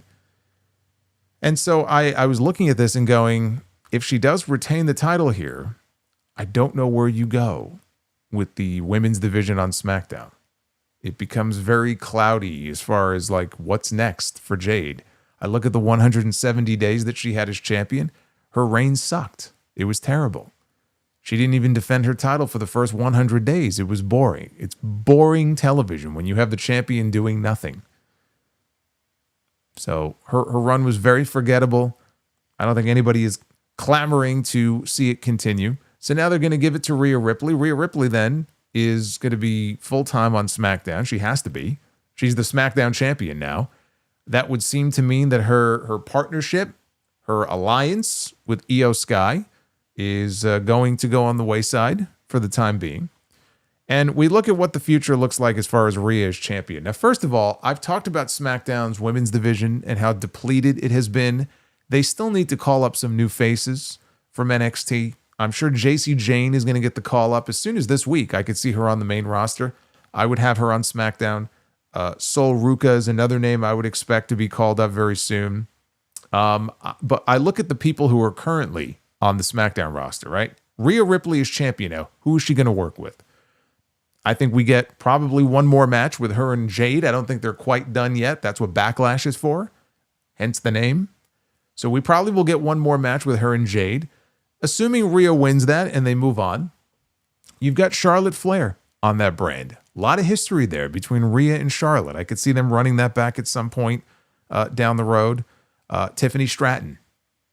I don't believe they've done that match yet. Now, the only thing is, Tiffany just won a number one contenders match for the United States Championship. So I don't think Tiffany is going to be involved in the world title picture anytime soon. But you would expect there to be a Rhea Ripley, Tiffany Stratton title match at some point. I mean, that match is just a gimme. So that's another one. Jordynne Grace just came back from her ankle injury, right? Rhea, Jordynne, two very strong women. That could be an interesting dynamic there between those two. Kiana James. Kiana James is somebody who clearly they're high on. I think she had a good showing in the Rumble, the Elimination Chamber. She was picked for one of the spots in there. I think they see potential in her to be maybe a world title contender at some point. She's not there yet, but working with somebody like Kiana, having Rhea in there working with Lash Legend is another one.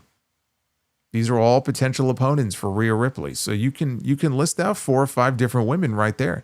With Jade, the well had run dry of women that she had worked with some of these women already. We saw her work with Jordynne Grace. She feuded with B-Fab and Meechin so much that they ended up just putting them all together in a group. We'll see if that continues now that she's not the champion anymore. It just made sense. When you really just look at the lay of the land on SmackDown, it made sense to do a title change here. But they need new faces on that roster. It still feels very depleted to me. As far as, Io Sky is concerned, again, I'll just say this one more time. Looking at where we were on this show, I think it is absolutely egregious that they had set the stage for a match with Asuka and Io Sky, 2 women who have had some great matches in the past at WrestleMania. And they even had them cutting promos on each other this past week. Io went on social media and said, "See you in Las Vegas." And then we heard reports that it was going to be a game time decision, and the Nikki Bella injury, that could have potentially played a role. They were going to put the Kabuki Warriors in there if she wasn't medically cleared. Obviously, they went in a totally different direction there. But I was like looking at the clock and where we were, and I'm like, you are you fucking serious right now? Like, there have been years at WrestleMania when it was one night, and they try to stuff so many matches in there, too many matches. And it's like, I can understand if this person gets left off the show, that person gets left off the show. We had 6 matches coming into tonight, and it was still relatively early. You absolutely could have found time earlier in the card to throw out one more women's match with 2 women who I'm sure would have gone out there and had a banger of a match, but you have an actual story wrapped around it. It's not just a match for the sake of doing a match. You could have paid off the story with Asuka and Kairi Sane. Maybe they're not ready to pay it off yet.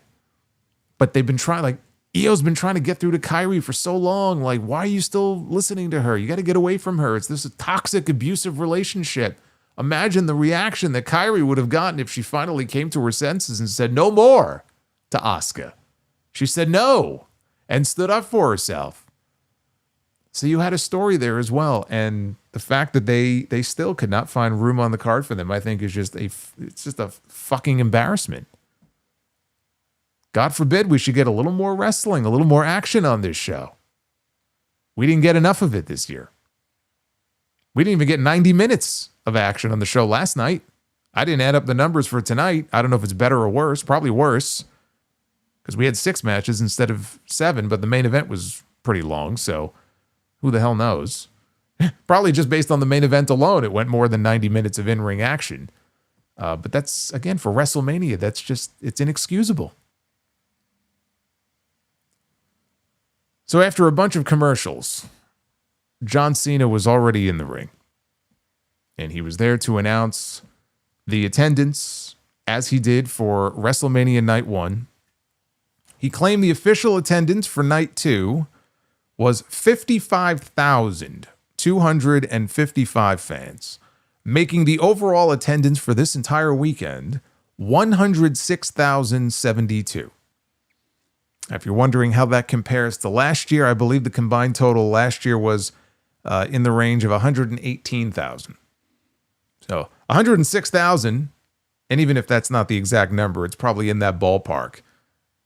Nothing to sneeze at, right? To get 106,000 people, even if a lot of them were the same people, in the stadium over the course of 2 nights. It's still very impressive. It's just not 2025 impressive.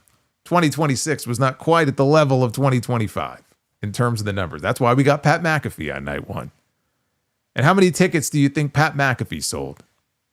Not very many. So he said that officially concludes his duties as the host, and he thanked the crowd, but he was interrupted by The Miz and Asuka, who came out to confront John Cena, very upset that she did not have a match at WrestleMania.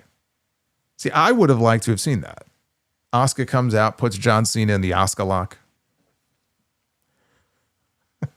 I think that would have been great. The crowd not reacting to it was my favorite. Yeah, I don't think the crowd really gave a shit. They were like, hey, at least they didn't gloat about the gate record. Maybe they didn't set the gate record. That's why they didn't gloat about it.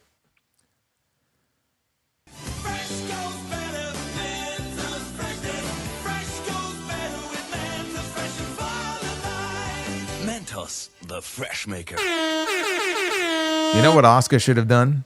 She should have popped the Mentos. She would have been a lot happier. So yes, The Miz and Kit Wilson, they came out. I mean, good for Kit Wilson. Kit Wilson, of all people, got a WrestleMania moment here.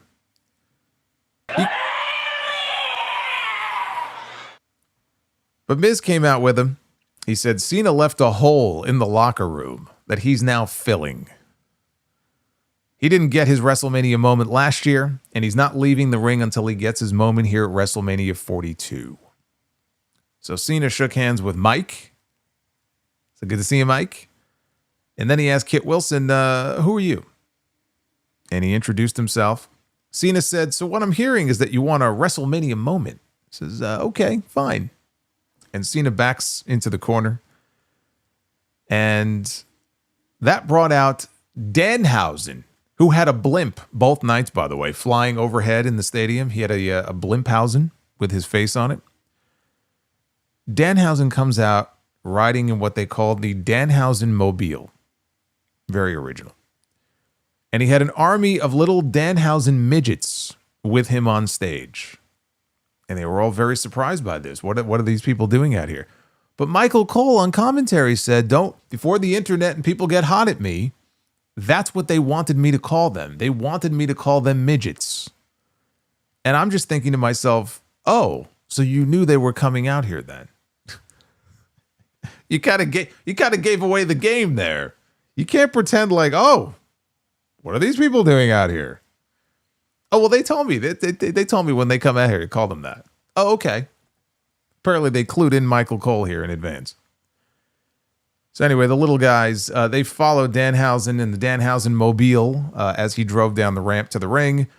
He did not nearly kill anybody like Stone Cold Steve Austin did last year in the ATV. I could see that Austin was not He was not invited back this year on the ATV. So he and the midgets, they got into the ring, and he introduced himself to all of the humans. And he finally made it to WrestleMania Hausen, he said. And he had something to say to John Cena. He went over to him. He said he was a huge fan Hausen. Miz put a stop to all of this, and he said if you wanted to see the Wizard of Oz, then he would have gone down the street. And Kit Wilson called all of them toxic, and he shoved one of the midgets down. Another one stepped up and punched Wilson in the dick, which is about where his head would have reached, right? Head to dick. So he punched him in the dick, and then Danhausen ordered all of them to dogpile on top of Kit Wilson. And then he punched Miz in the dick.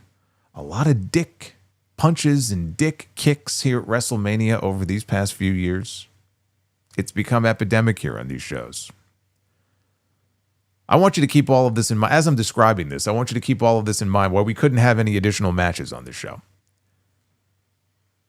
So then, at that point, Miz went down. Danhausen did the You Can't See Me into the 5-knuckle shuffle.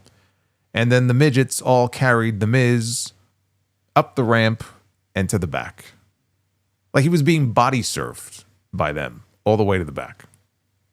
And so with John Cena and Danhausen alone in the ring, there was a puff of smoke. And this is his gimmick, where when you see the puff of smoke, you're supposed to disappear. Nobody knows where you went, right? But we see the puff of smoke, and he's still standing there. So he scrambles, and he leaves the ring, and then he quickly crawls underneath the ring. And this is all supposed to be very funny. And it was an amusing little detour as we got ready for the main event. But I can also sit here and be like, man, you really couldn't fit one more match on this show? I'm just saying, it would have evened things out a little bit. You had 7 on the first night. You could have had 6 plus 1. It wouldn't have killed you. It wouldn't have been. And we already know how long the match would have been anyway. I don't even know why I'm complaining about it. They would have sent them out there. It would have been a fucking 6.5 minute match anyway. You mean to tell me you couldn't fit them in there for 6.5 minutes? I'll tell you what. I'll take it all back. If they book the match for Backlash in a couple of weeks and they give them 15 plus minutes, which they're not going to do, but if they give them 15 plus on Backlash to go out there, open the show, kick ass, then I'll take it all back. But what they did here, it's fine. It's fine. I mean, we get some WrestleMania comedy in the past, like in backstage segments. They don't do those anymore. They do nothing in the back anymore. So they got to get their comedy in somehow. I'll tell you what's amazing to me is that Danhausen was, when he joined AEW, he was a sideshow act, which is what he is now. But I mean, he was a sideshow act, but he was in the middle of the card. You didn't see him very often. He wasn't like a really featured performer on the show. Because he doesn't really fit in AEW. I always felt like Danhausen was a better fit for WWE. Like even if Vince was still running, creative, I feel like he might not have really gotten Danhausen, but he probably would have looked at him and be like, fuck, this guy's funny. And he would have had him in like 8 segments on the show every week. He fits into that whole like sports entertainment realm. And so I'm not surprised that he's having success. I'm surprised at how much he is being featured on these shows. He's only been there for like 2 months. And he doesn't really wrestle. They don't have him doing much in the way of wrestling.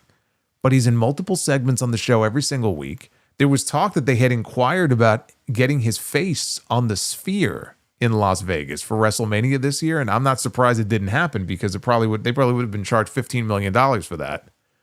So instead they went with a blimp. That's why we got a blimp with his face on it.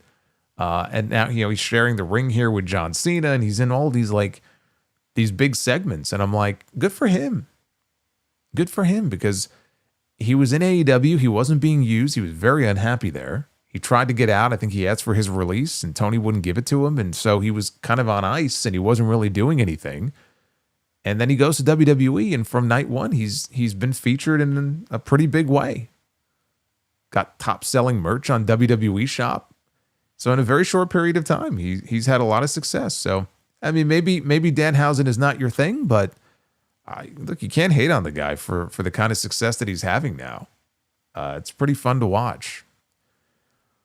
That being said, this entire segment was longer than most of the matches on this show. So just keep that in mind. But we got an actual video package hyping up the main event. We were already up to the main event here on this show, which was CM Punk defending the World Heavyweight Championship against Roman Reigns. The singles main event at WrestleMania that CM Punk always wanted but never got. He finally got it. For Roman, this was his record 11th WrestleMania main event. Not even Hulk Hogan himself. Hogan only had 8. Pales in comparison to the number of main events that Roman Reigns had. Now, of course, Hulk Hogan didn't work in an era where you had 2 nights of WrestleMania, because I guarantee you there would have been some WrestleManias where Hogan would have been main eventing both those nights. He would have been tagging with Brutus Beefcake on night 1, and he would have been headlining in a singles match on night 2. And if he had 2 main events in his era, he would have been up to about 15 probably. So the entrances started. I actually marked down the times for this because I was very curious when they were going to start and stop. Entrances for this started at 8:40 p.m. Eastern. And they had a singer, they had drums, somebody on drums, and they had a piano player on stage playing Roman Reigns out to the ring. And it was his OG Tribal Chief theme. So his entrance ended at 8:45. So from start to finish, 5 minutes. Punk got a special video introduction set to his older Ring of Honor theme, Miseria Cantare by AFI. And I thought that was just fucking awesome. And he was walking through the backstage area. He had this white jacket on. And he walked out onto the stage. And the AFI song stopped. And he stood there on stage. And this was, again, long after the music ended. They had a cameraman who kind of circled him as he's standing there on stage. He drops down to one knee and he yells, "It's clobbering time." And then that transitioned into Cult of Personality. And I'm describing it to you, but really it's worth, I almost hope they upload it as like a YouTube clip, just the entrance, because to me it was the best entrance of the entire weekend. We talk about the production and the pageantry of WrestleMania and all this time that's dedicated to just fucking entrances, right, on these shows. Cody Rhodes had a pretty badass entrance last night for the main event. This was my favorite entrance of the entire weekend. I think this one cleared the Cody one from last night. And part of it was just like hearing that old music as they showed some of the like still images from the early part of his career from Ring of Honor. And then when he first came to WWE, I just thought was super cool. And then following him from the back out onto the stage and then transitioning into his current music, really badass entrance and better than Roman's. Like of the two, Punk wins out as far as, you know, the best entrance. Love Cody more. Hey, that's fine. Cody and Punk. Cody and Punk had the best matches. No, I take that back. Had the best entrances. Well, I'm just a liar now, aren't I? They had the best entrances of the entire weekend.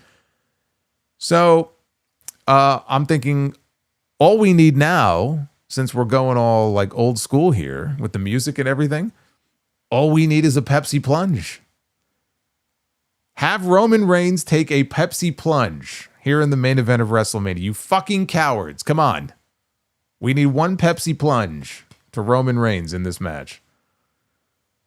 So Punk had a patch, not a nicotine patch. He had a patch on his, or his eye. He had a patch on his jacket for Larry the dog. And he had several names that were stitched into the jacket. They were embroidered onto the jacket of people that were very important to him that have passed away. And so one of those people was Bo Luders, a guitarist for the band Harm's Way, who passed away recently. Brody King missed an episode of Dynamite a few weeks ago to attend his funeral because the two of them were very good friends. He had the name Jim Shank, who was a camera operator for WWE. Kerwin Silfies, who was a long-time WWE director going back to the 80s. Davey Coates, who was their international touring manager for many years. And on the back of his jacket, the name of one Harley Race, who helped train Punk early in his career and taught him a lot. Oh yes, and the Puerto Rican flag, which I assume was for AJ Lee. Yes, I forgot about the patch with the Puerto Rican flag. So Punk's entrance ended at 8:52 p.m. as Alicia Taylor did the big fight in-ring introductions. More boos for Roman during this than Punk. And at 8:55, the bell rang and we were underway. They came face to face for a little bit. They started circling. Punk knocked him down and the two got into a shoving match. So right away, right out of the gate here, tempers were flaring. Roman dropped him with a Samoan drop, and he took control. The fans started singing his name, and they ended up outside the ring. Roman dumped him into the crowd. He climbed up on the announce desk to Aura Farm here for a little bit. Punk came right back at him, though, and then he posed, and he got a mixed reaction.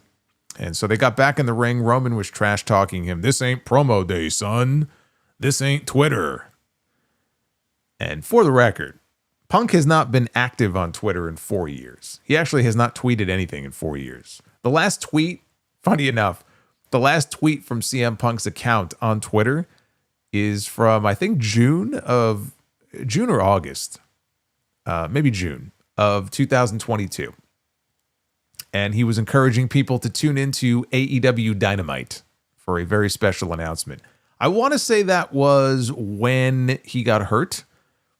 And he might have been coming out to make the announcement about his injury when he shattered his foot. It was around that period of time. But it's just funny to me. Like, he's been in WWE now for like 3 years. And the last tweet is him telling people to tune into AEW Dynamite. So I was like, you can tell he hasn't been very... I mean, he may be lurking. He may be lurking. He may have a burner account. That wouldn't shock me.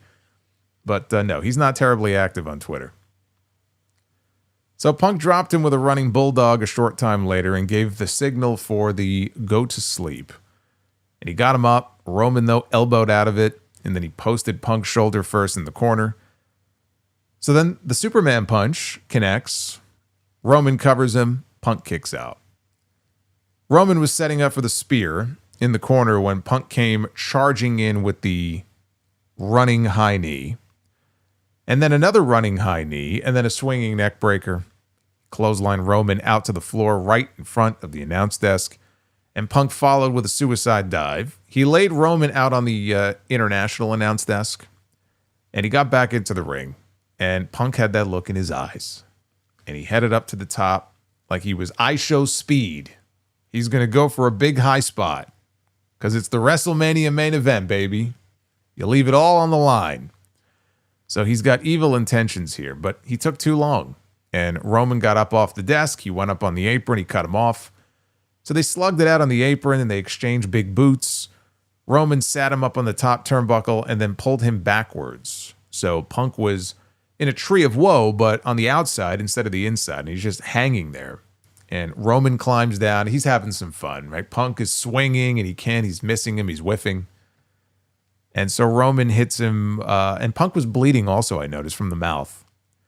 So Roman picked up the ring steps, and he slammed them into Punk's head, and the referee... I am the learning tree. The referee, Jericho. Thanks, guys. You're welcome. Hey, LX, thank you for the 12. Appreciate it. Yes, CM Punk was channeling his inner ISHO speed, which he should never, ever do. But after he got hit in the head with the steps, now Punk was bleeding from the forehead. So we had blood in the Night 1 WrestleMania main event, and we had blood in the Night 2 WrestleMania main event. So Roman cleared off the English announce desk, and Punk was bleeding a lot now from the head. And Roman powerbombed him through the announce desk. Punk was laying there. He was just a bloody mess. So Roman threw Punk back into the ring. He let out his tribal war cry, but then as soon as he got back inside, he was lining up for the spear. He comes off the ropes. Punk scooped him up into a GTS, only for a near fall. Punk went for another GTS, which Roman slipped out of, and he nailed the spear. And he hooks the leg, only gets 2. Roman was frustrated. He starts slamming Punk's head into the mat face first. And then he smiles, and he does the the go to sleep sign. This is the same sign that I give when I'm watching SmackDown any given Friday night. He's going to put this man to sleep. So he got Punk up on his shoulders, and he went for the GTS. Punk, though, caught his leg on the way down and caught Reigns with a roundhouse kick to the ear. Punk hits a Superman punch gesture. Right? He's cocking the fist. He's going to go for a Superman punch, and he nails it. He covers Roman. Roman kicks out. So Punk went outside. He ripped the Ula Fala off the neck of a fan in the front row because they sell these things now. God only knows what they charge for them. I haven't looked up what they're going for on WWE Shop. I mean, again, they will sell anything. Anything they can think of, they will sell. I'm going to take a guess. Somebody can look it up and tell me. I'm going to guess that the Ula Fala replica is probably going for, I'm going to say $40. Because it looks kind of big. I'm going to guess $40 is what they're being sold for. So anyway, he rips the Ula Fala off this guy's neck, and he places it around his own neck, and the fans booed this. Punk gets back in the ring. He sets up for a spear, but when he charges into Roman, Roman catches him. He hooks the head into a guillotine. And Punk rolled him up, though, for a very close near fall. Then transitioned into an anaconda vice. Roman punched his way out of it, back into the guillotine. And he's got this locked in. Punk got out of it, though. He went for a sharpshooter, but Roman punched his way out before he could get it applied. Punk fell back. He fell forwards, rather. And right back into the guillotine by Roman. Punk, though, flips over. He turned it into a jackknife pin for a near fall. And then both men collided for the double down, and the crowd at this point is giving them a standing ovation. Right? People are loving this. Right? They are into every near fall. They are just locked in step here with these two guys. $39.99. Did I fucking nail that or what? Did I fucking nail that shit or what? Now that doesn't include tax though, right? That doesn't include tax or shipping. So realistically, it probably is going to run you $50 if you want your own Ula Fala. Man, I nailed that shit. Do I know these people or what? $40, and you too can have your own Ula Fala. I think I'll make my own.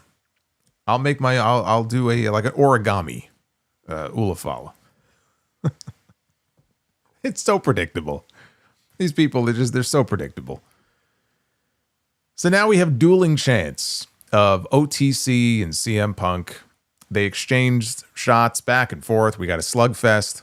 Back up to their feet. Punk gave him a headbutt that dropped them both to their knees. I don't know why the fuck you're giving a headbutt to a Samoan. You would think of all people Punk would understand this, but evidently not. So Punk starts to rip off some of his wrist tape. You know, he's unraveling it. He crumples it into a ball, and he throws it at Roman. And it falls to the mat, and the referee reaches down to pick up this. And I don't know why it was so important that the referee would have to pick up this piece of tape. I was sitting on the mat in that moment. Reaches down, picks it up, goes to dispose of it. And when the referee goes to throw it outside the ring, Punk kicks Roman in the dick. We have another dick kick here in a WrestleMania main event. He picks him up for a GTS. Actually, did he kick him or he punched him? No, he dropped down. That's what he did. He did the Paul Heyman thing from the Night 1 main event last year. Remember Paul Heyman when he dropped down to his knees and he gave Roman? Same thing happened to Roman last year. And he gave him that low. Oh, man, Heyman, he got all up in his shit. Man, remember that low blow? It's like he was like a fucking proctologist or something. He forgot to put a glove on. He got all the way up in his shit. So yeah, Punk gave him one of those low blows here. Picked him up for a GTS. He covered him. Roman kicks out. So they ended up back out on the floor again. And Punk places Roman on top again of the international announce desk. He goes back into the ring and he's going to try for this again. He ascends to the top rope. And with his life, I'm sure, flashing before his eyes at 50-ish, right? He's like 50 or almost 50 years old. He's in that range. He's 48, 49, something like that. He flies through the air and with pinpoint precision, he delivers an elbow drop through the announce desk to Roman Reigns. And Punk was actually back up to his feet first. He was up to his feet pretty quick after that. Puts Roman back in the ring. It's GTS time, and it connects. Roman falls backwards into the ropes, and he kind of bounces forward, and he lands back on Punk's shoulders. So Punk hoists him up, and he's going to give him another GTS, but Punk collapses under the weight. He can't do it. His gas tank is on E, which is terrible. It's not a good thing because he's probably going to cost him $6 a gallon to refill. So he collapses down to the mat from exhaustion. Both men, though, are finally back up. Roman catches him with a spear. Punk, though, immediately gets back up to his knees, which was kind of weird. It's almost like he no-sold it, but he got back up to his knees right away. He did take a swing at Roman from his knees and just didn't have a lot on it. Completely whiffed. Fell back down, face first. So now both men are back up. Roman crisscrosses the ropes. He delivers another spear. And this time, that's all she wrote. 1, 2, 3, and just like that, Roman Reigns is the brand new, for the first time in his career with this particular title, he is the World Heavyweight Champion. The very title that was created because of him. Because he had a stranglehold on the other championships, right? He was the undisputed champion. He had unified them, and Raw had no champion. It was his fault that they created a World Heavyweight title, and now he has the World Heavyweight title. And when it was over, I looked at this, and again, this went about 33, 34 minutes, somewhere in that range. No outside interference. No bloodline reunion or bloodline drama or bloodline bullshit. No Usos. No Pat McAfee. No jelly roll. No ref bump. We had some low blows, but outside of that, all the nonsense. Nowhere to be found. What did we get here? We had a great professional wrestling match between two of the biggest stars in this company who went out there for over 30 minutes, and they had a great dramatic wrestling match where somebody won clean in the end and proved to be the better man. On this night, Roman Reigns was better than CM Punk. CM Punk ran out of gas, and Roman beat him. Straight up, clean as a whistle. No ambiguity about it. Sometimes that's all you really need, is just a straight up pro wrestling match with a clean, decisive winner. Just give the people a great match. Give them a reason to cheer. Give them a reason to invest. Give them a reason to hang on to every near fall and to do yay, boo, and to cheer for this person and cheer for that person or boo this guy or boo that guy. These people were invested. They were hanging on to everything these guys were doing. They gave them a standing ovation at one point in the middle of the match. CM Punk went out there and had, I'm trying to think if this was the best WrestleMania match that he's ever had, and it may be. You know, when I think of CM Punk WrestleMania matches, the ones I always think of are 29 against The Undertaker. He had a good match with Jericho at 28. I don't think it's like an all-timer or anything like that. And it was kind of overshadowed anyway because, you know, Rock Cena that night, end of an era, Hell in a Cell. But I think of Punk Undertaker from 29, and I think of last year. And I think of this year. Is that it? I'm trying to think. I know he was a part of at least one Money in the Bank match, but I don't really count that. Is that really it on his resume of great WrestleMania matches? He had a WrestleMania match with Orton at 27. I don't remember that being bad. I think it was good. Not great, but it was good. Man. Yeah, well, I guess that's what happens when you leave for 10 years. Imagine how many more great matches he might have been able to have. But yeah, this may well have been the greatest WrestleMania match of CM Punk's career. We may have just witnessed it tonight here at WrestleMania 42. I feel pretty comfortable saying that because again, it was an outstanding main event. I have no complaints about the match itself. This was the main event I feel like this show desperately needed. I mean, this was a rebound night from night one, but it's about how you end. I go back to what I said at the beginning of all of this, at the beginning of this weekend. What do people remember more than anything? They remember it's about how you start and how you finish, but more importantly, how you finish. And if you finish strong, that's what people will remember. That will be the lasting memory of this show. And so they went out there and they ended with the best possible match that they could have given people. You know, I think a lot of people were just very, if not underwhelmed, they were just kind of confused. It was kind of a mess on night one as far as like, who do you cheer? Who do you boo? What's going on here? Tonight, just kept it simple. Keep it simple, stupid.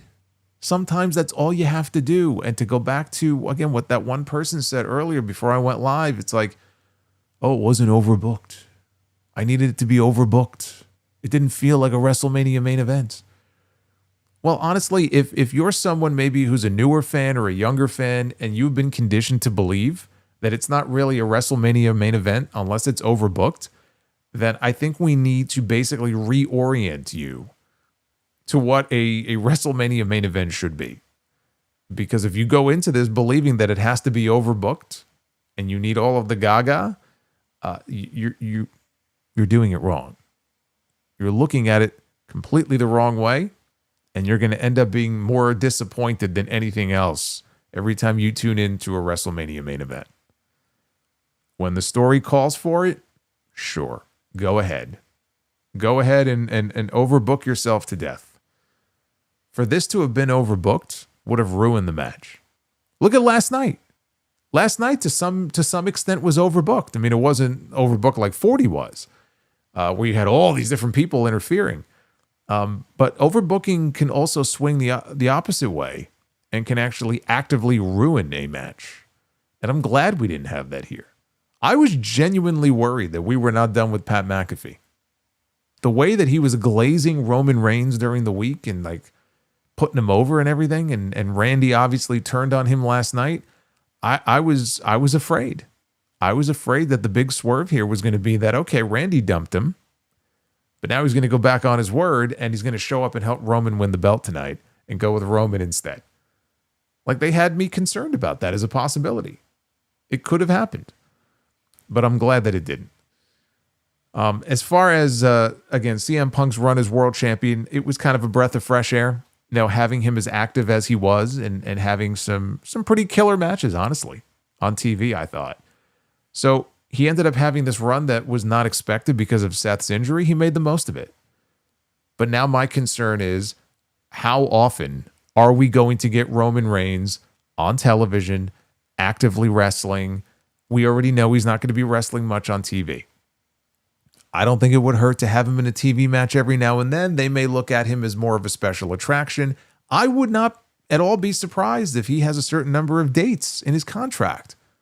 A set number that is specified, and they can't go over that number, or they'd have to pay him more. I don't know if that's the kind of deal he has, but it wouldn't shock me. If you look at the last few years of his career, he's very limited in the number of actual matches that he does. Would not at all surprise me if there was a certain, threshold that they can't go beyond. So I don't know what his situation is.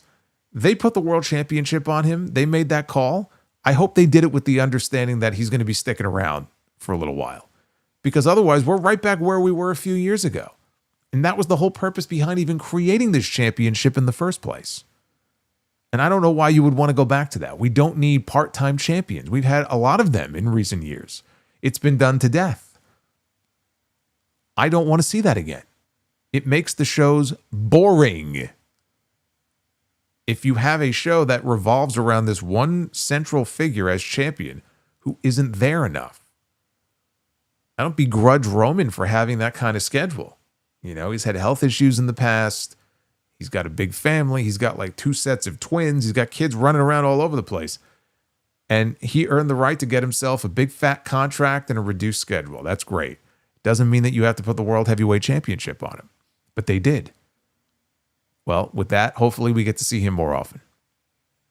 I think that him and Gunther is an obvious match. I'm sure they are going to want to do that match. I don't know if they would want to save it for SummerSlam or they're going to want to give it to us a little bit sooner.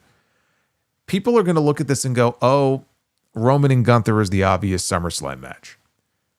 Maybe it is. But I'm looking at Oba Femi. And I'm saying Oba Femi just beat Brock Lesnar at WrestleMania. Where do you go from here, if not the World Heavyweight Championship? Would it not be better if, let's say, because we talked about, like, who is the person going to be that ends up beating Gunther? Because ever since he beat Goldberg and he beat John Cena and he beat AJ Styles, he's been undefeated. And they've kept him very strong. So that way, when he finally does get beat, the person that beats him should really benefit from it. It should really mean something. Would it not mean more? I don't want to say mean more. Would it not be better if maybe they got the belt onto Gunther first at some point and then built towards Oba Femi being the one to finally beat Gunther? And in doing so, he wins the championship.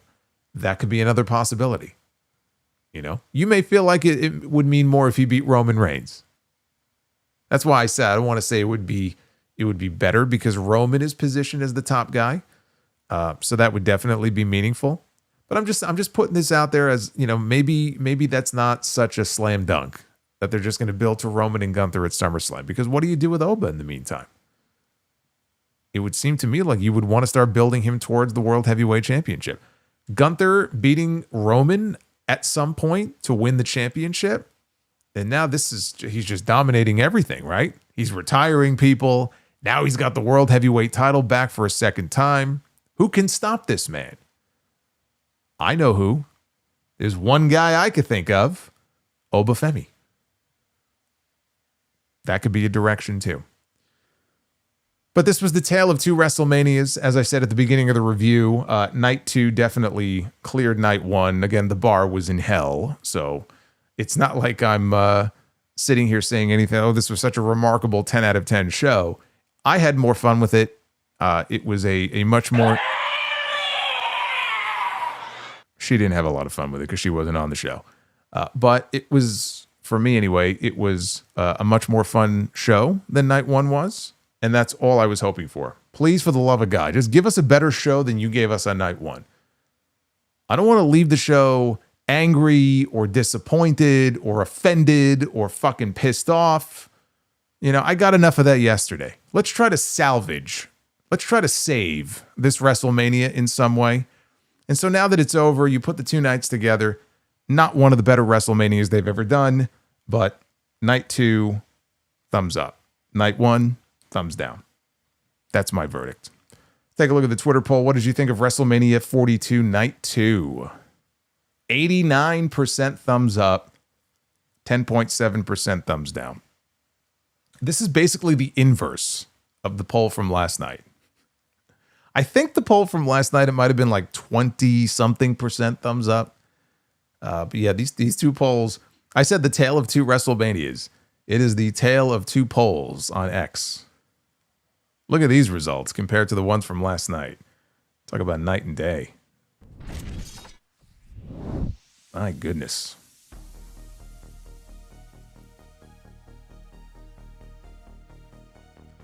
Poor Gunther, he is now too thin. Too thin. Looks to be in pretty good shape to me.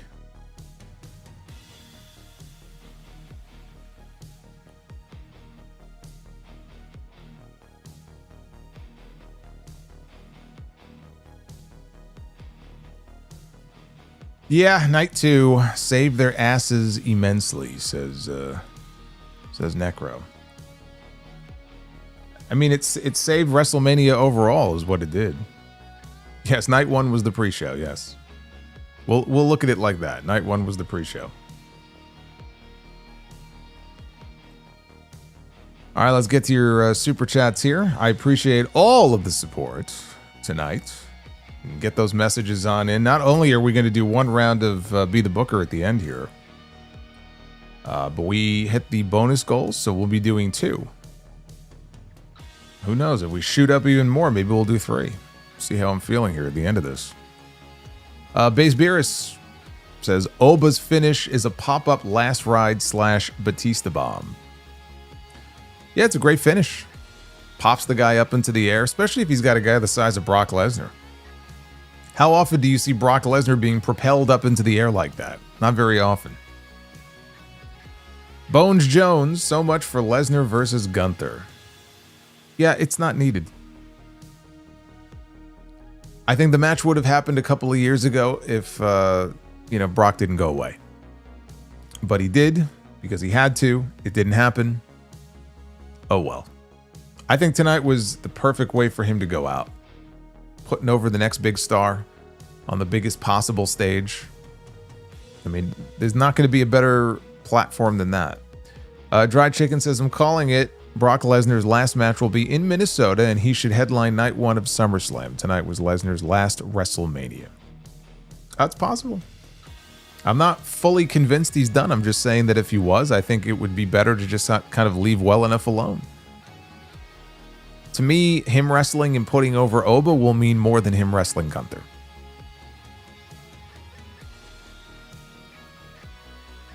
St. Clair, Rusev, Dragon Lee, and Jade McDonagh jobber entrances. Yeah, with only 6 matches on the show, they didn't give everybody in the ladder match an entrance. Probably because they were worried about going overtime on ESPN. So their entrances got sacrificed. Robbie H5 says, John Cena. WrestleMania is live on ESPN. Crowd. Boo. Yeah, this was the crowd. As soon as they said ESPN. You suck. That's right. That's right. That was the crowd. I'm reenacting it for you. Hey, Scotty, thank you. Glad you enjoy my calm radio voice. Olivia, from tank to a jobber entrance, needs to be studied.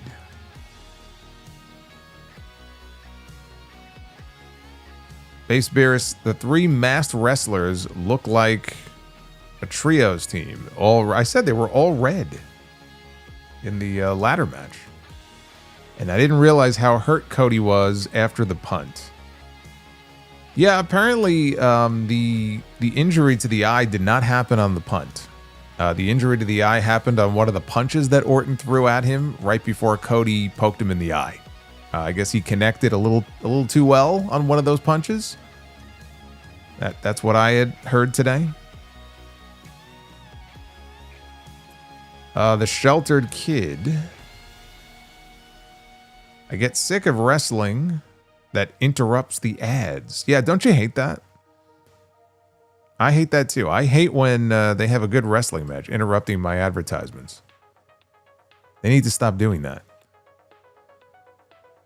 If the Rumble goes 2 nights, would they have night 2 the same day as the NFL Conference Championships at the end of January, or move it to February?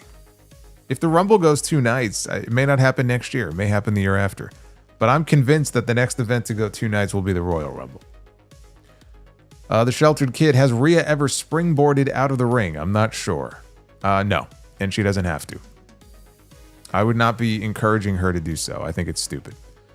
Dry Chicken says, Danhausen pulling a Shockmaster moment. Anything like that Danhausen does, you have to assume that it is all planned. Therefore, it is not a true Shockmaster moment. Base Beerus, this is all because of poor build-up and hype. What is? You didn't specify what. Nico, thank you for the $5. I appreciate that. And Nico with a 10. Hey, Solo, I'm glad Oba won. Legitimately was shocked, but happy. With that being said, what is next for Oba? What is next for Oba should be a march to the World Heavyweight Championship. Probably by the end of the summer. What the hell? Can you imagine what is this creative team going to do with him if the idea is to wait a year? What the fuck are they going to do with him in the meantime? I don't trust these people. Do you trust these people not to fuck this up? I don't. Man just beat Brock Lesnar at WrestleMania. What are you going to have him do? He's going to beat Penta to win the Intercontinental Championship? I mean, come on. The march to the World Heavyweight title should begin. James, 1992. I love the year. WrestleMania of making stars, and CM Punk gave himself a classic performance for WrestleMania, but gave Roman his WrestleMania match. I think I understand what you're saying. They gave each other a great match. Electric Feel, Punk heel run after his time off should be interesting. Long overdue. I'd be down for that. The Sheltered Kid. Didn't know WWE ads were sponsored by WrestleMania. Reverend Hugh. WWE has their next megastar in Oba. It's up to them to not screw it up. Also, Roman is great when he wants to be. Asylum Nutcase. Oh, the creative team is back. I want to see Solo use Be the Booker to book matches for HOG for one night. Make it happen. I don't think the promoter would like that very much. We like to promote our matches in advance. Most of the time. James, 1992. I won money betting and my Orlando Magic tonight. On my Orlando Magic tonight. So here's a little more for the 17 years of content. Brother, being a fan of professional wrestling. Man, 17 years you've been with me, huh? That's awesome. I've only been doing this for 2 more years than that. So you've been with me almost from the very beginning. November of this year. Is it November? Yeah, I think November of this year. November of this year will be 19 years that I am doing the sound off, if you can believe it. It's pretty unbelievable. I like to think that I'm aging backwards.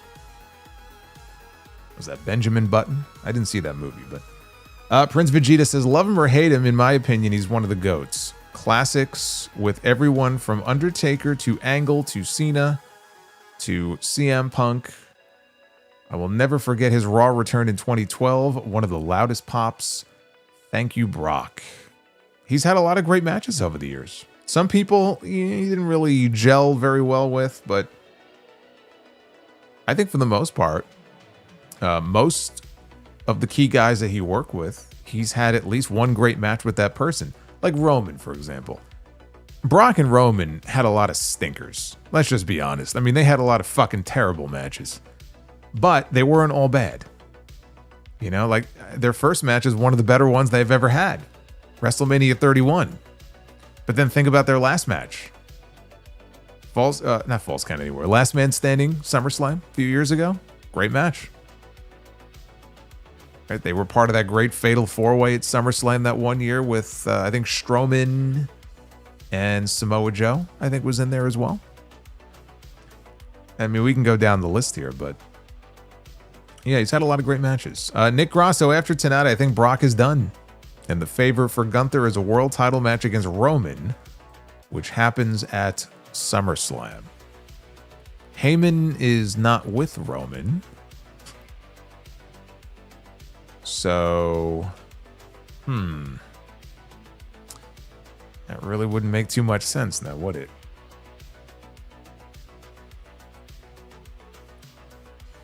We got GMB. Bianca equals Superwoman. Pregnant with abs is insane. Yeah, somehow she still has abs. You know that baby is going to come out with abs. Alexander, night 2 ended so early, we definitely could have had Io versus Asuka and a Julia title defense squeezed into the card tonight. Still ended at 10 p.m. No, I would have been in favor of adding one more match, and I think Io and Asuka should have gotten that spot. Look, the fact that the show ended at 9:35 my time, I fucking love it. I mean, I talk all the time about how insufferable these AEW pay-per-views are when they extend until 12:30 in the morning because they started at 8. And I don't care how great the fucking matches are. Those shows are too damn long. And if they... too damn long for the time that they start. I think they would be more tolerable if they started like a couple of hours earlier, or if they aired in the afternoon. They still cram too much stuff in there, but they would at least be more tolerable, I feel like, if they were a little bit earlier. So I'm not going to sit here now and argue that, oh man, the show started at 6 and I wish it would have ended at 11. They could have fit, 3 more matches in. No, I don't want the show to go 5 hours. I don't. But it's more about how you use the time that you're given. And it's just not possible because they need to use that time in their view for commercials. Unfortunately, that's just the way it is. We got Senor Kavanaugh. I'm sorry, but Roman Reigns matches put me to sleep. I'm already looking forward to him going away again. Yeah, but he's the champion. He can't go away. He has to stay now.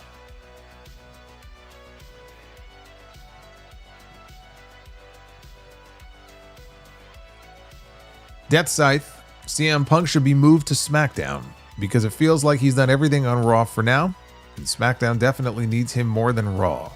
What is the harm? Well, the harm is that Roman Reigns is not going to be full-time. So if you're going to move Punk, you got to move somebody else over. Who do you move? I mean, Drew McIntyre was already moved from Raw to SmackDown. You're going to move him back to Raw? Do you move Jacob?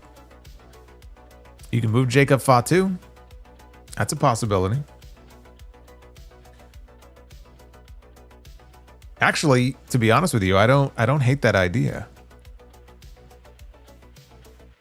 I don't hate that idea. You could build to Roman and Jacob. I mean, with Gunther and Oba already on the show, I don't really know that Jacob would fit in there, but just I would love to get that match at some point. With Roman and Jacob. Imagine Roman and Jacob for the World Heavyweight title. Oscar. This WrestleMania could have benefited from being one night. This year, I agree with you. This could have been a one-night show this year.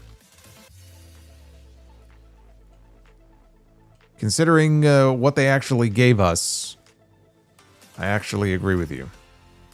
Dried Chicken says, after tonight, Triple H is safe. Triple H was always going to be safe. Even if he eventually gets bounced. It ain't. I think people have this idea in their head that, like, in the next 6 months or something, Triple H is going to be fired. I don't know where this is coming from. He could very well lose his job at some point. But a year from now, we're talking about WrestleMania in Saudi, he's still going to be there. It's not anything that's happening anytime soon. West Coast Samoan, happy WrestleMania Solo. Happy WrestleMania to you as well. San Juan Wolf with a 1999, really great WrestleMania Night 2. If only Night 1 was as good. What was your favorite moment or match from tonight's show? Much love from Florida. As far as match goes, Roman and Punk. As far as moment?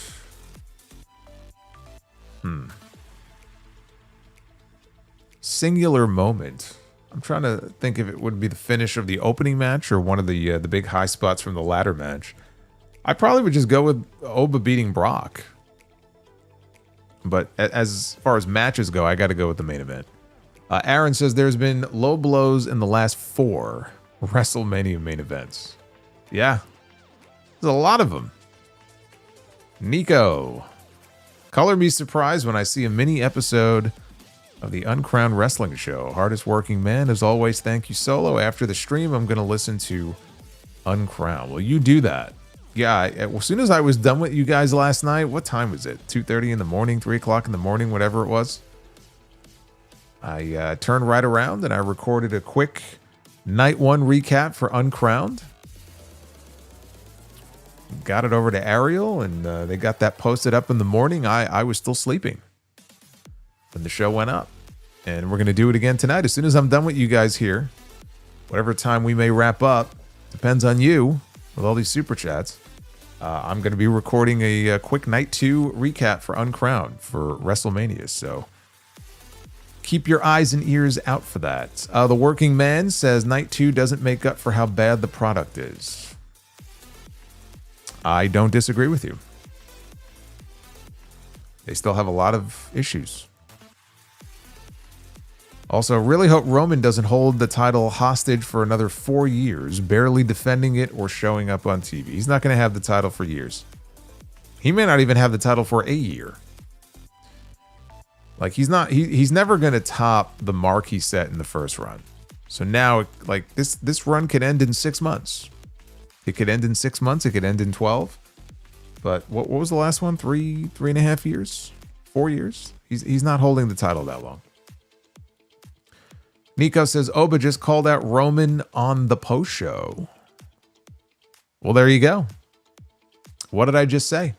That's quicker than I probably would have even done it, but there you go. Get him prepped. Nikolai, who does Roman feud with now? Also, is it just me or was the camera work all over the place this weekend? And there were a few clunky moments.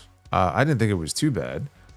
And as far as who Roman feuds with, I think, well, apparently they're doing something with Oba. I don't know how quickly they plan on going to that, but I would think Gunther. Gunther could very well be first in line.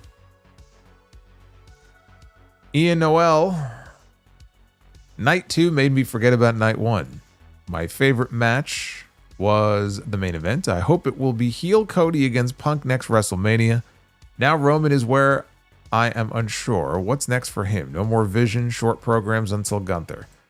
I mean, they could do a short program with someone. I don't know who that would be offhand, because Seth is going off with Braun Breaker. So, yeah, I mean, in the interim, I'm not really 100% sure who that would be.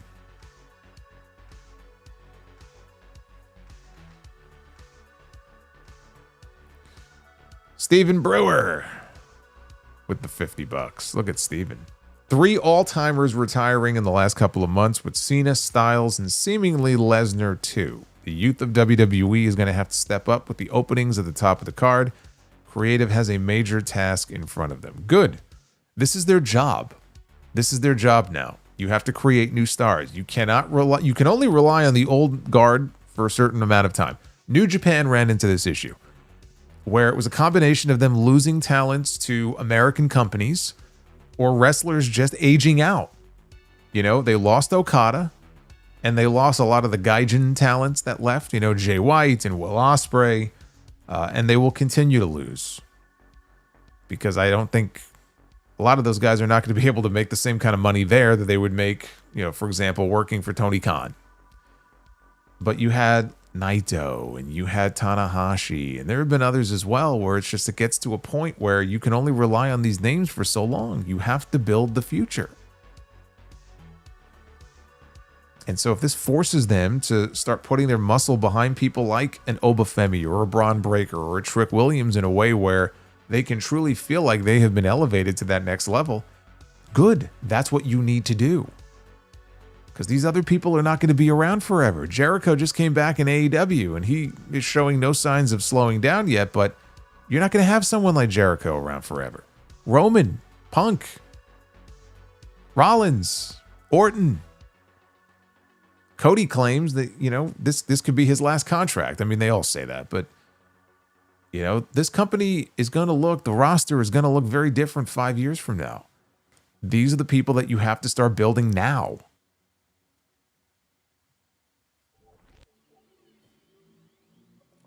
Dry Chicken says WrestleMania Night 1, a cold undercooked food dish. WrestleMania Night 2, a hot dish with some seasoning. Chef's kiss. The Shawnathon.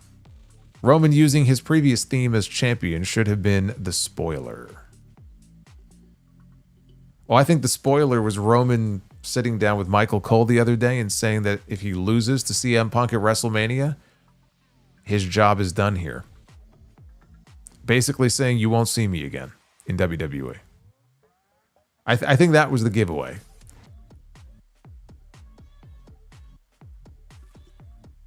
Hey, Sports Talk, thank you. Medi says they showed the video packages in the stadium. Oh, well, that's great. Good for you. Or not you, but good for all those people. RDG. Only Ricky Saints can beat Oba, LOL. Yeah, that's right. I forgot about that. Yes. The kryptonite for Oba Femi is Ricky Saints.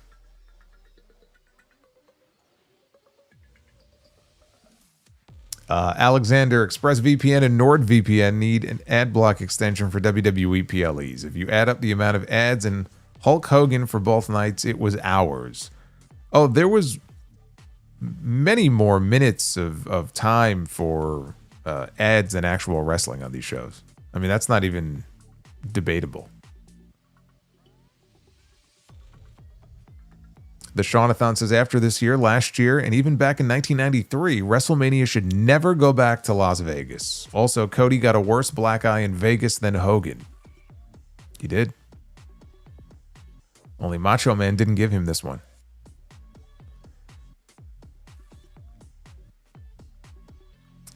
Samaj? I hope I'm pronouncing that right. Rhea and Jade exceeded my expectations. My hot take is that the match was so good that no interference would have been fine. I don't think that's much of a hot take. I agree with you. I don't think it needed any interference either. Ian Noel, they should have added a match to fit a bunch of storylines as the extra match. Women's U.S. title match, Julia, Stratton, Io, Asuka, Grace, and a surprise. So you're just going to shove a bunch of women in that match? Io and Asuka are not even on SmackDown. Why would they be wrestling for the U.S. title? Yeah, I don't like that idea. Just do Io against Asuka. That's it. Yeah, it's very simple. We don't have to overthink this. Bryant Becerra, Big B with the $50 super chat. Night 2 was much better than last night. That is true. You are 100% right. Boots and Randy Bobandy back to back with $100 red bombs. Thank you, gentlemen. The final boss, Roman, said he's back full time. Is that what he said? I hope it's true. The fact that they put the World Heavyweight Championship on him, I would hope, indicates that he is back on a more full-time basis. So if he is back full-time, that's great. That's great. Mark Hugh, the Mark, with a 1999. Roman beat Punk. Cody beat Randy.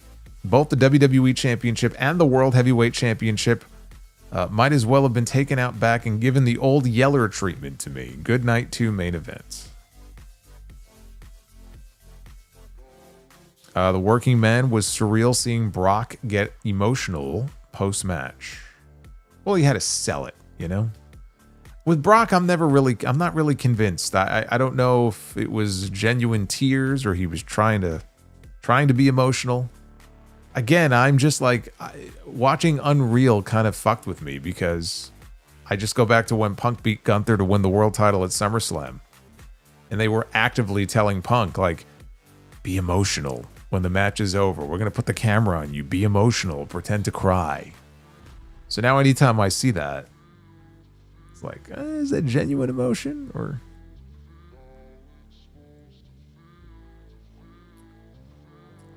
M. Mills. Look at M. Mills. Just casually dropping a $200 bomb. I love it. Thank you very much. M. Mills is awesome. The working man. I never liked when Brock first returned. He jobbed to Cena. Like, seriously, the former UFC champion returns and lost his first match back. I never liked that. I didn't like it either. But I don't know that they knew how long they had Brock back for. So I think their goal was, we have to get him in the ring with our top guy. And to give our top guy credibility, we have to have Cena win. Like, at the time, there's no way they would have known that Brock was, going to be back for years. Pisco95, I predict Roman will last until SummerSlam and be dethroned by Oba. Yes, I know some people think it's too soon for him, but if WWE is serious about Oba, they will most likely give him a massive push all year, as they should. I mean, he beat Brock Lesnar. It's like they had Brock and The Undertaker streak at WrestleMania. I disagreed with the decision. I didn't think he needed it, but they did it. And it's like, you better follow up on that in a strong way. And they did, right? They had him squash John Cena at SummerSlam in the main event to win the championship. So yes, whatever their plan is for Oba, it should be something very strong. It has to be.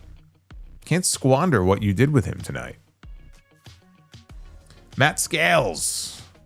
That an $80 Australian. Hey, Solo, I just wanted to say thank you for the great content and everything you do. Matt, I appreciate that. I'm glad you enjoy the content. And thank you for the magenta bomb. I appreciate that.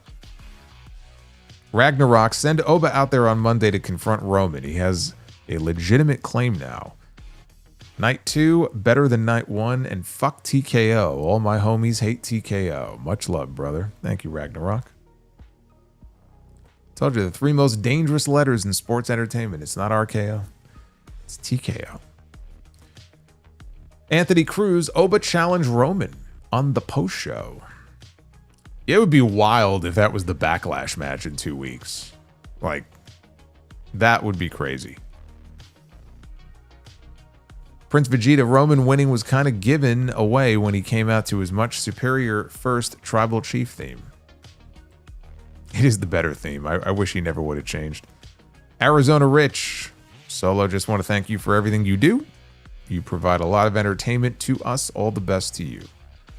Thank you, Arizona Rich. I try my best. I'm glad you enjoy the content. Indigo. Your WrestleMania coverage was top notch, especially night 1, which I listened to, look at that, 3 times now. This man he was in full WrestleMania mode this weekend. Thank you for the weekend of content. Much love, bro. Indigo is one of the good ones. Thank you, brother. I've met Indigo, actually, in person.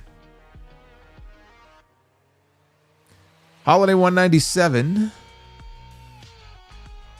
Hey, Solo, night 2 was an improvement on night 1, but that's not saying much. What are your thoughts on the WrestleMania stage this year?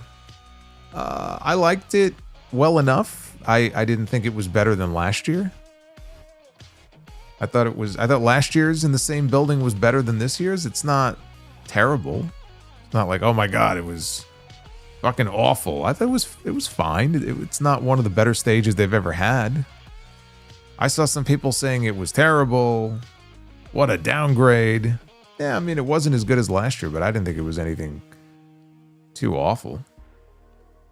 I wish they put a little more creativity into it, I guess, and maybe did a better job than they did of incorporating Vegas and casino-like elements into it. I mean, they kind of did a little bit, like on the side screens, but I wish they would have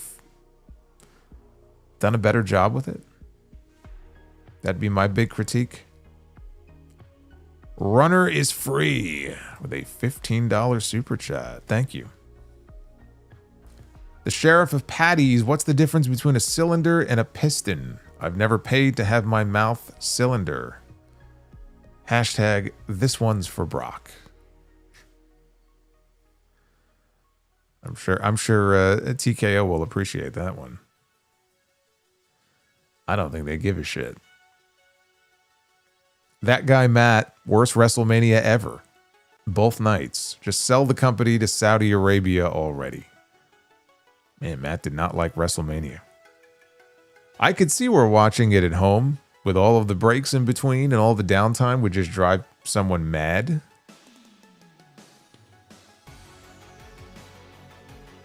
Bobby's World, $30 super chat. Night 2 was better than night 1. GWO is always better than WrestleMania as a whole. That's right. All my green World Order members in the chat. If you got a green name in the chat, you're officially a member of the GWO.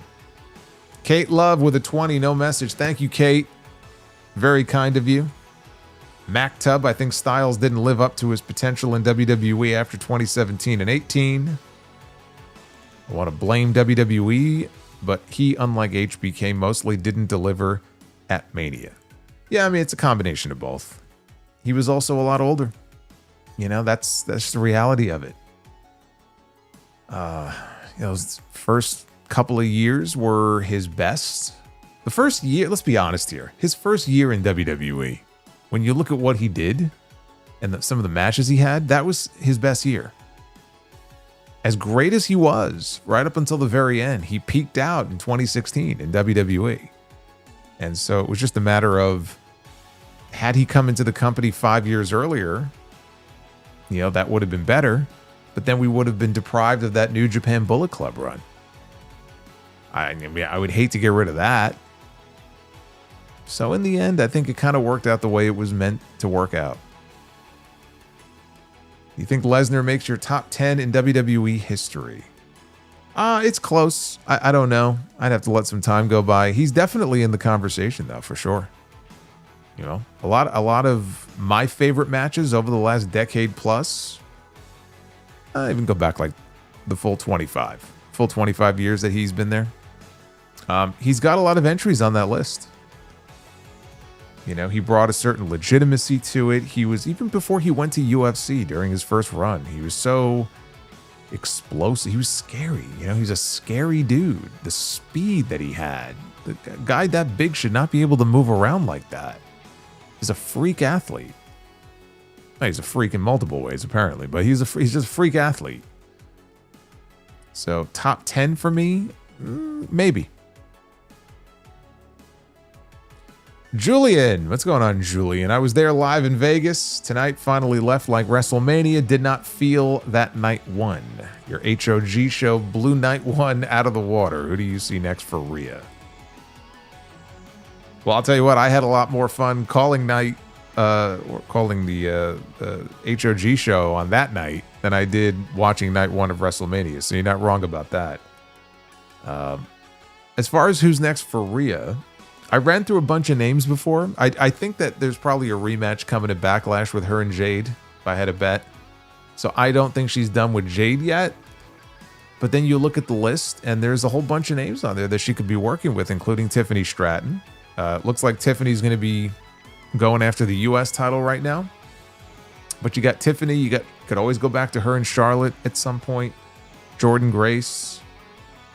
Kiana James is a name that I think you got to really build her up a little bit more. But so there's a bunch of potential opponents for her on that roster. I didn't even mention Chelsea Green.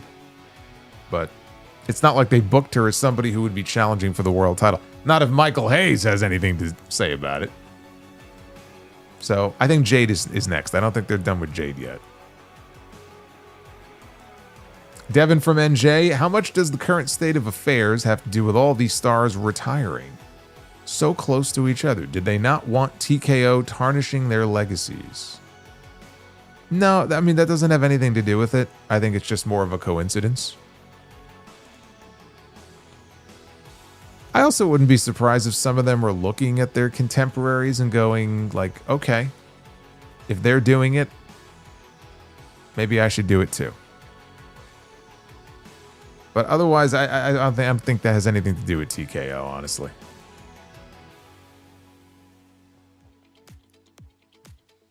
Chicago for MBK. So where does the Gunther Heyman IOU go? Don't know.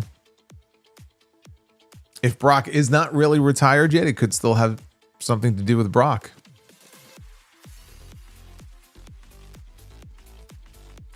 Mike, great night too. Hopefully we don't get another 4-year Roman title run. Rest in peace, WCW legend Van Hammer. As a huge Punk fan, I am happy he got a good run with the belt. Yeah, I mean he got a good run with it from November to April. That's a solid. It's a solid run. I mean, look, he won the belt and then ended up closing out WrestleMania as the champion, and then dropping it to Roman. But if I'm him, I got nothing to complain about. We got El Padrino with a $12 super chat. Thank you. DJ55 Dragon Lee should have got his entrance with those giant dragon wings. Thank you, Solo, for all the coverage that you do. Thank you. The Uffman, Sami and Jade both entered first and both lost. See, because the champion is not supposed to enter first. It's bad luck. That's what happens when you do.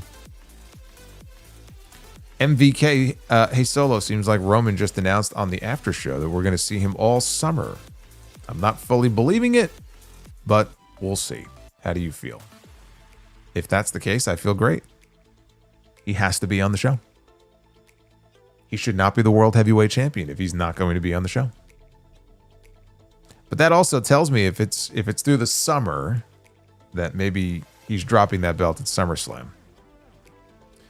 Hyronics, the one and only match I wanted this WrestleMania is Io versus Asuka. So disappointed that they chose not to add that to the card. I hear you, brother. Hey, B Money, what's going on? 34 months of channel membership. Do you think they could do Roman versus Seth for the world title and Gunther versus Oba at SummerSlam? Or is Oba Roman the better option overall for that show?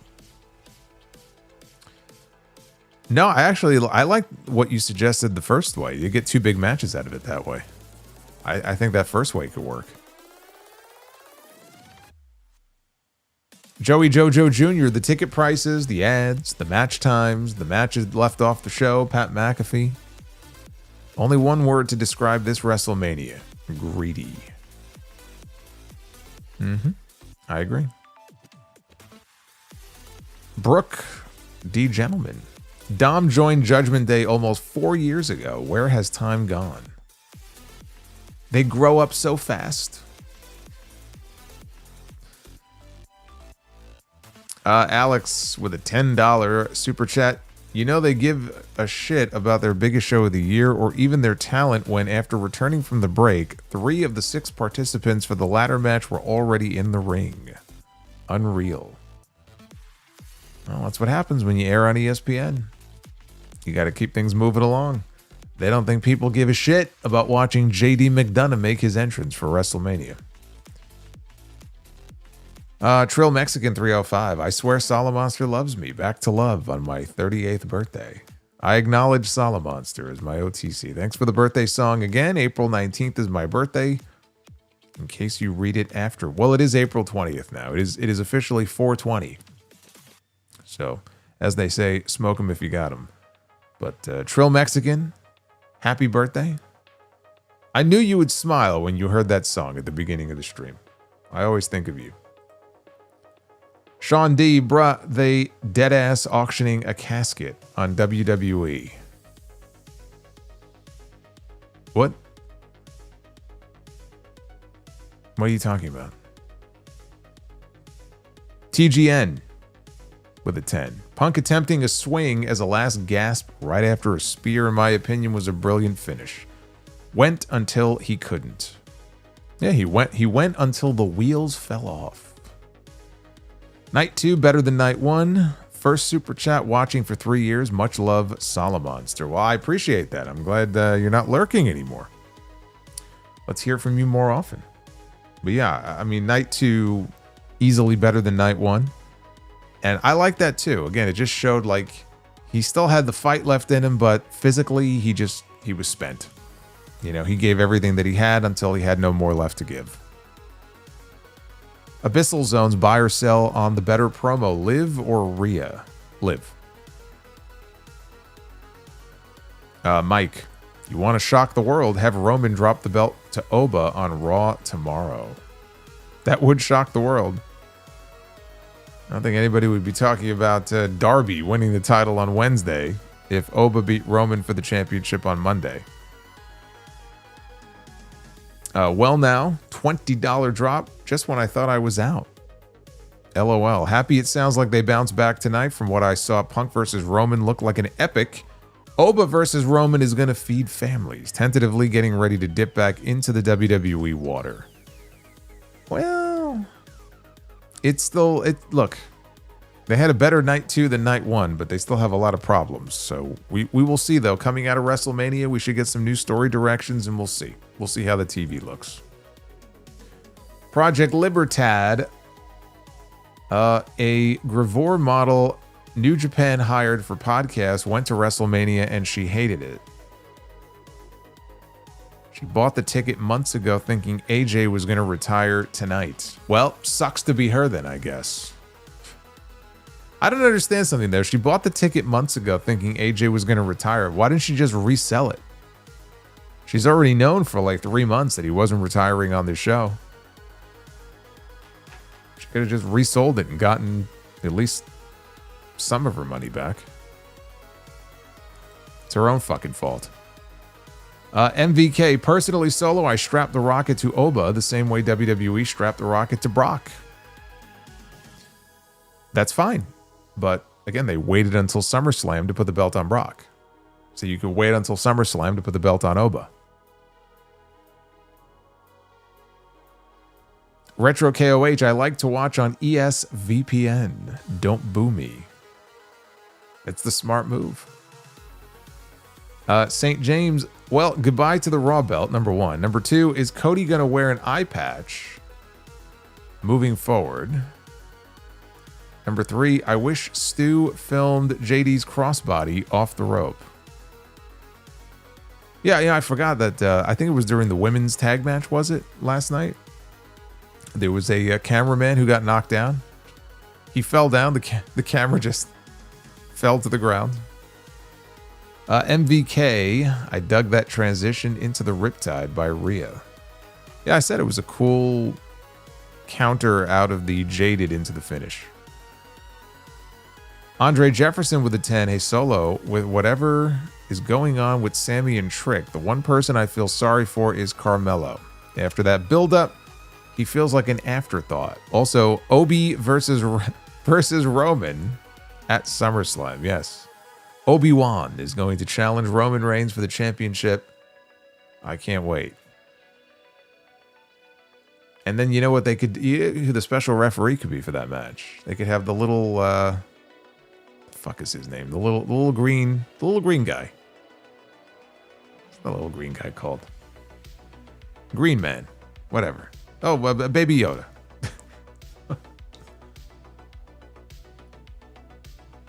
He could be the referee. Powerful one. The problem with doing Oba Roman is you risk Roman overshadowing Oba and Oba getting booed. By having Gunther as the transitional mega heel champion, the fans will really be behind Oba that much more. Yeah, I mean, they will be. If the goal is to make sure that Oba is just 100% cheered, that would be the better way to go. Because all the heat would be on Gunther. I still feel like if you did Oba and Roman, though, it would be more split, but I feel like Oba would probably still get the lion's share of the cheers. Sports Talk with Austin. Unpopular opinion, I love both WrestleMania main events. Great in-ring storytelling, and QB1 is still our WWE champion. Hashtag Golden Boy. See, Cody is on his burner tonight. I see you, Cody.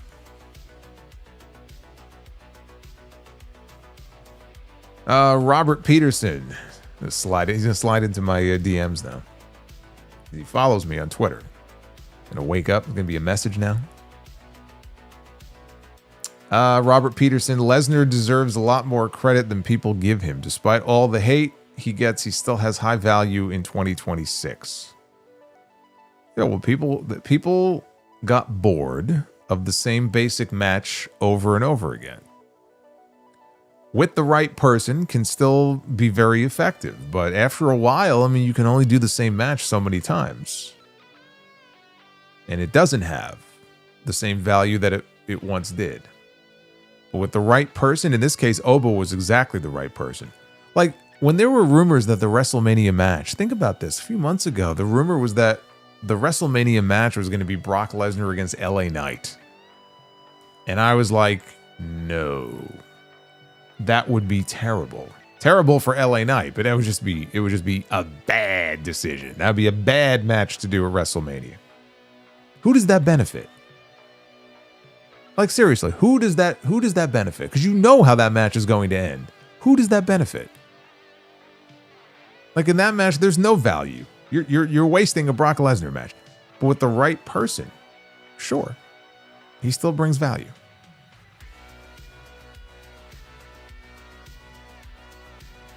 Powerful one. Remember when Eddie won the title at No Way Out 04? Who did he beat to win the title? Said, love him or hate him, you can't deny his impact. Thank you, Brock. And Sean Plicha. Or Plichta. Overall, still thought Mania was very good other than Cody and Randy. Main issues are way too many freaking ads and too many short matches. Oba is the man. Thank you, brother.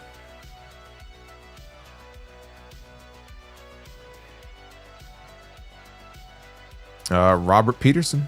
WrestleMania 42 truly feels like the beginning of the end. The new generation of talent is stepping in. The current talent is starting to fade away a bit. It's the evolution of things, man. You know, the stars, they age out, they get a little bit older, or they start retiring, and you got to usher in the new generation. Otherwise, you're not going to have any stars left. Dan the Man, Roman announced that he is full-time. Well, he has to be now. You're the champ, brother. Raw needs you. You got to be on the show full-time. This was a no-brainer if he was going to win that belt. I hope that's the case.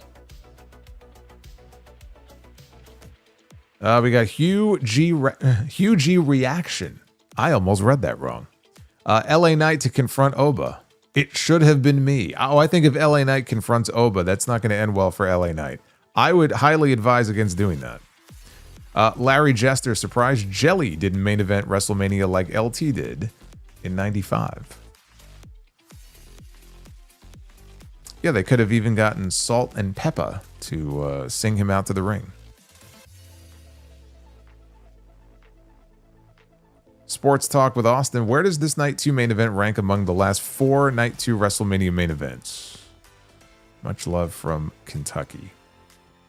Night 2 WrestleMania main events? Oh, I mean, this one would probably be number 3, I would say. Last year is dead last. Last year fucking sucked. 40 Night 2 is by far number 1. And then it just comes down to your own personal preference. You know, 39 was an excellent match with an ending I didn't like. 42 was an excellent match with an ending that I didn't hate. So, I mean, maybe that one I would put number 2. But to me, this and 39 is interchangeable. They were both great wrestling matches. Yeah, you like that, huh? Salt and Peppa singing Jelly Roll to the ring. Actually, Jelly Roll, if he was all full of himself, he'd probably have a recording of one of his own songs playing as he made his way out to the... Or he would sing himself. That's what would happen. He would sing himself down to the ring. That's what he would do.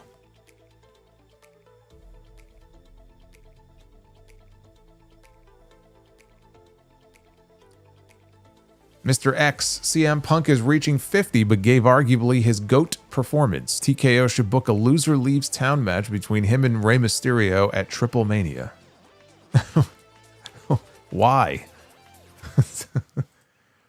CM Punk and Rey Mysterio at Triple Mania in a loser leaves town? Is that a Be the Booker match? That's what that sounds like. Nick Grasso, Roman said on the post show that he is no longer part-time and we will see him all summer. Also, Oba called him out on the post show. Well, then I want to see a confrontation between them to open the show on Monday night. They're not going to do the match yet, but I want to see that first confrontation between them. Hydrograd 57. I'm a day late, but did anyone else catch Cole incorrectly saying Becky won the women's title at WrestleMania 32 during the Becky and AJ match? Last night was not his best. He certainly did better tonight, though. Yeah, he did not have a great night on night 1. He was very off. Jared Edwards, home from WrestleMania, had a great weekend. My third one, so fun. Well, you got a ways to catch up to me. I have 8 of them. And I would say I had fun. I had fun at most of them. Even the ones that weren't so great, but if it was, one of the ones I had to travel to, like the last one I went to was local, so I didn't have to really travel anywhere. Slept in my own bed every night, which is nice. But, you know, when you go with friends, you do like an Airbnb and you're doing other events and other stuff, even if you have a shitty WrestleMania, you can still have a good time. But I was fortunate to go to some really good WrestleManias. The ones were... the ones that stand out to me the most, though, are 30 and 31. And then 34 was not a great WrestleMania, but again, it was New Orleans, so I had a good time. And Larry Jester says, happy birthday, Solo. Happy birthday. It's still 4:19 here for 3 minutes. Did I just say, never mind that? I'm totally confused. Where do you see Orton and Punk going after their losses at WrestleMania? I wouldn't be surprised if Punk maybe takes a little bit of time off. Orton, he's going after Cody. They're hitting the reset button without Pat McAfee, and I think now we're going to get the proper feud that we should have gotten going into WrestleMania. So Cody and Randy are not done, and I do think at some point soon we're going to get Randy and Jacob Fatu. And the big reveal that it was Randy who attacked Fatu last year. I'm not giving up on that. I'm not giving up on that idea. I think that covered all of the key messages here, I do believe. What did I say the likes goal was? Whatever it was, we blew past it because we're over 1,500 likes. I think we could do even better than that. And we hit the bonus goal, so that means that we are officially in double Be the Booker mode. So I'm going to snap my fingers, and when I do, we are going to get into it. 3, 2, 1... Ladies and gentlemen, it is now time to be the Booker. Larry says, wait, it wasn't your birthday yesterday. No, my birthday's in October, dude. I'm a Libra. I don't know what you were drinking, but it's pretty powerful stuff. Are you trying to age me faster? I had a half birthday a few weeks ago, but that doesn't really count.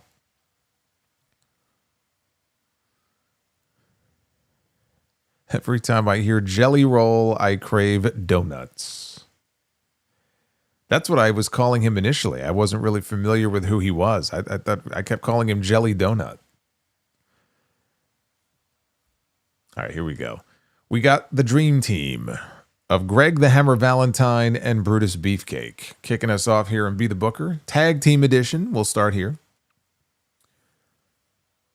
And facing off with the Dream Team is the New Day.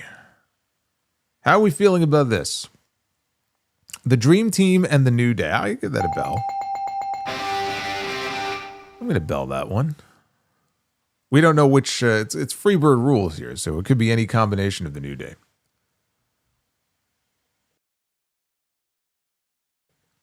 Women's Be the Booker. Bayley. Holding up that WWE Women's Championship that she will probably never hold again. But she's got it back for tonight. Let's see. Bayley going to go one-on-one here with Serena Deeb. See, that would actually be, I think, a pretty good wrestling match. It's not really a marquee match. I don't know how many people are going to give a shit. But I think you get some good graps there between those two. And now the main event of round number 1. Here we go. Gangrel is watching you masturbate. Spin again. Look at the look on his face. He's watching very intently.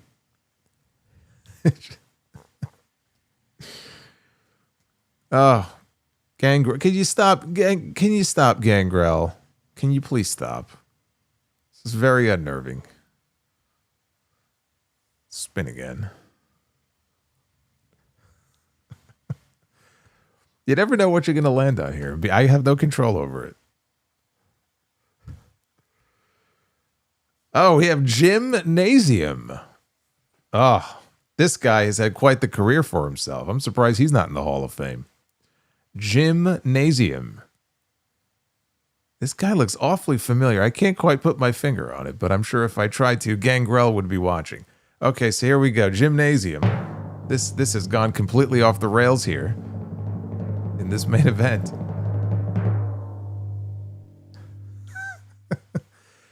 Gymnasium is going to wrestle Booker T. And, you know, I'm going to give that. I'm going to give that the bell because I feel like Gymnasium, he looked awfully familiar there in that image. And I feel like him against Booker would be a really good wrestling match. Well, that was a very interesting final round.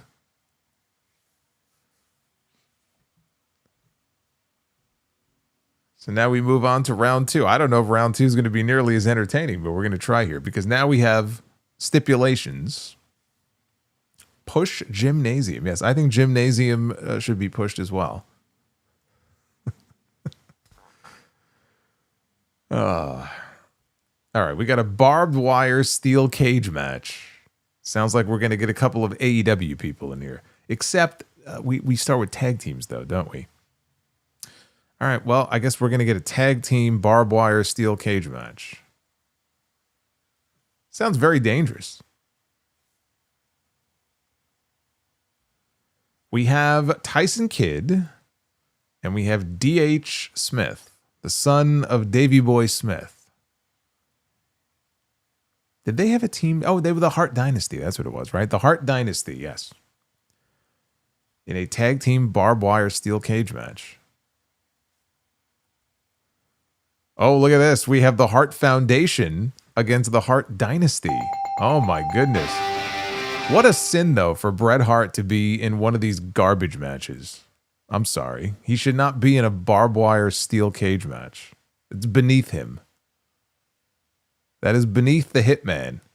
That is funny, though, how we have the Hart Foundation against the Hart Dynasty. What are the fucking chances of that? Wow. That would be something. I'll take that as an opening match on my show.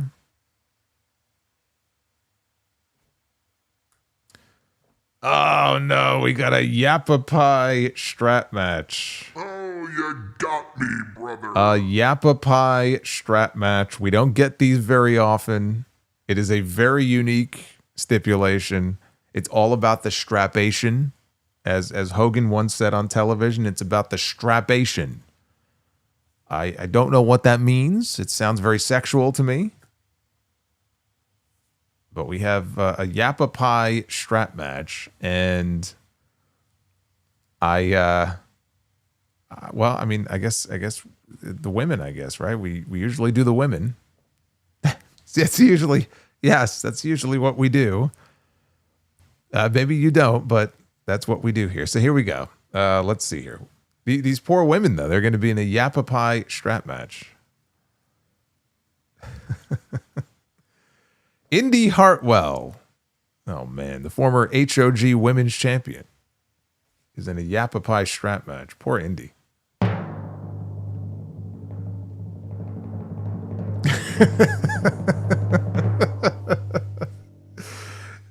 Gangrel perked up. We have, look at this. Look at this. I forgot her fucking name. I know it's Santino's daughter. I forgot her name. I'm like, hey, look who it is. I'm trying to stall because I don't remember her name. But we have Indy Hartwell and we have her in a Yappa Pie Indian strap match, which unfortunately ruins what would have been a double clean sweep. Ariana Grace, thank you.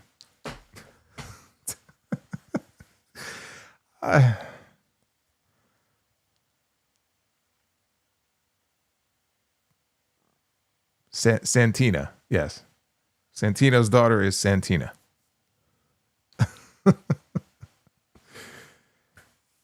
Well, that ruined the streak. We were going pretty well there. Might be a legit TNA match. It might be. This is this is her. I couldn't think of her name. I don't know why all of a sudden just popped out of my head. Grave Consequences. All right. This is this right here. This is one of my all-time favorite Lucha Underground matches. The Grave Consequences. It's basically their version of a casket match.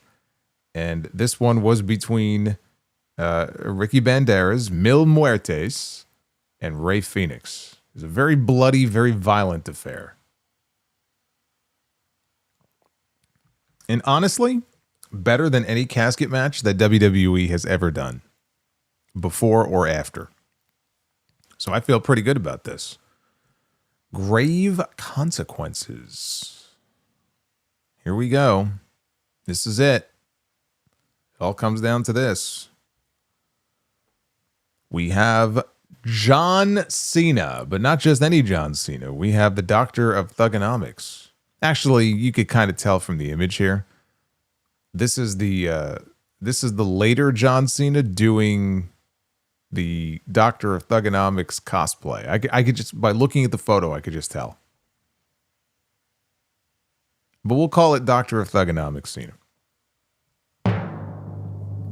In a Grave Consequences match. Interesting. Oh, my goodness. I know who's going in the casket, and it's not this man. Doctor of Thugonomics Cena against Minoru Suzuki. In a Grave Consequences match. Oh, is that WrestleMania 20? I thought that was I thought that was later Cena.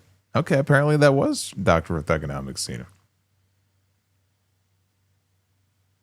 But yeah, John Cena's dead. He's going into the casket because he's wrestling Murder Grandpa here in a Grave Consequences match. You're putting Minoru Suzuki in a match here that has no rules. Anything goes. Goodbye, John Cena. That match would be ass. Wait, you don't want 1,000 chops in the match?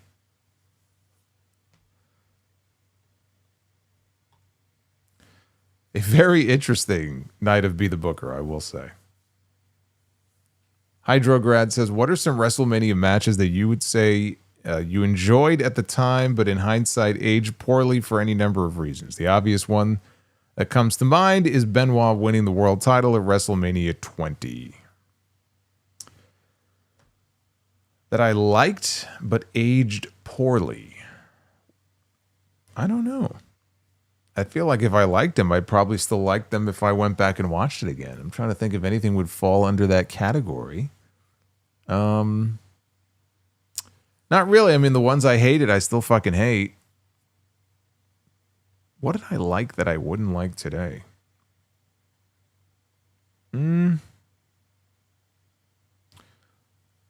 I don't know. I don't have a good answer for you. My opinions on those matches are pretty much still the same as they would have been. I'm trying to think of some bad WrestleManias that maybe I liked a match on there. Yeah. I don't know. I'm drawing a blank. You stumped me. Triple H against Lesnar, I fucking hated that the night it happened. I was there. I thought that match was fucking boring.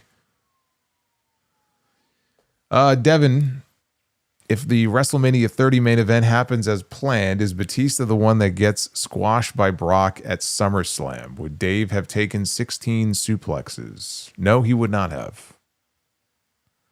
I can promise you, Batista would not have been in a position to be squashed. They would have had some other plan. When Batista first came back to the company, I'm sure by that point the idea had not yet been conceived. It had not yet been birthed for Lesnar to bury somebody the way that he did at SummerSlam. And B-Money04, do you have any thoughts on the recent Diana Smith comments about Bret Hart? I don't. I mean, she can think whatever she wants to think. That's a whole family. That whole family is fucked up. So I have no thoughts on it one way or the other. She also had a book that she put out many years ago that has questionable stuff in it, I guess, because it got pulled. Whatever that means. So whatever. Hydrograd. What I meant was booking wise, not necessarily match quality wise. Matches that I liked, booking wise.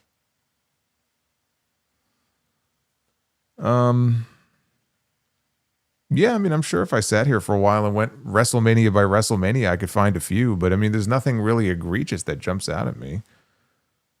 I'm sure if you go through some matches, you could look at things that you agreed with, and then maybe somebody, all right, I'll give you one.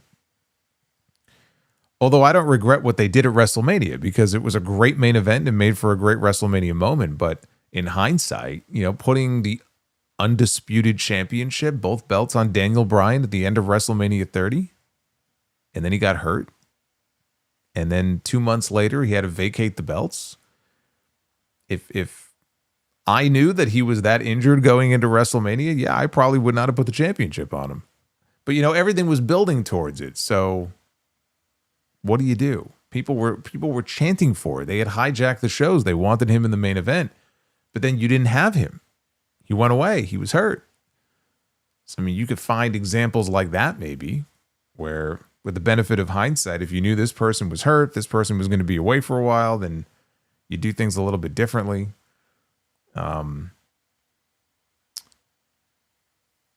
You know, we could talk about the end of WrestleMania 17 and the heel turn by Steve Austin, which was a terrible decision. You know, I would not have allowed him to go heel that night. Sports Talk with Austin. Do you think that we get a Roman versus Braun match for the championship on this title run, or maybe Seth against Roman? I would be down for both matches. I don't know that Roman's going to have the belt long enough to do him and Seth, because I feel like if they ever do Roman Seth, they're going to want that as a WrestleMania match. Roman and Braun Breaker would be a good one to do, but I kind of feel like all roads should probably lead to Roman and Oba. Or if they're not going to do Roman and Oba, Roman to Gunther. Gunther then defends against Oba at some point. So on this run, not knowing how long the run's going to be, I'm going to say probably not.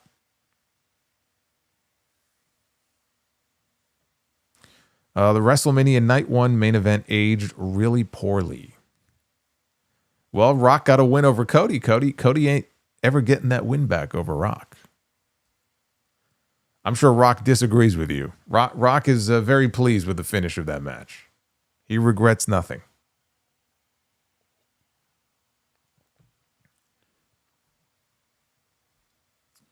Out of Jacob, Oba, and Braun, who has the most potential? Oba. That was an easy one. Thank you guys for another great night here. We did a lot of fun things on night 1. Hung out for a very long time. And we've gone past 3 hours again here tonight. A lot of great questions. A lot of great support. I appreciate it.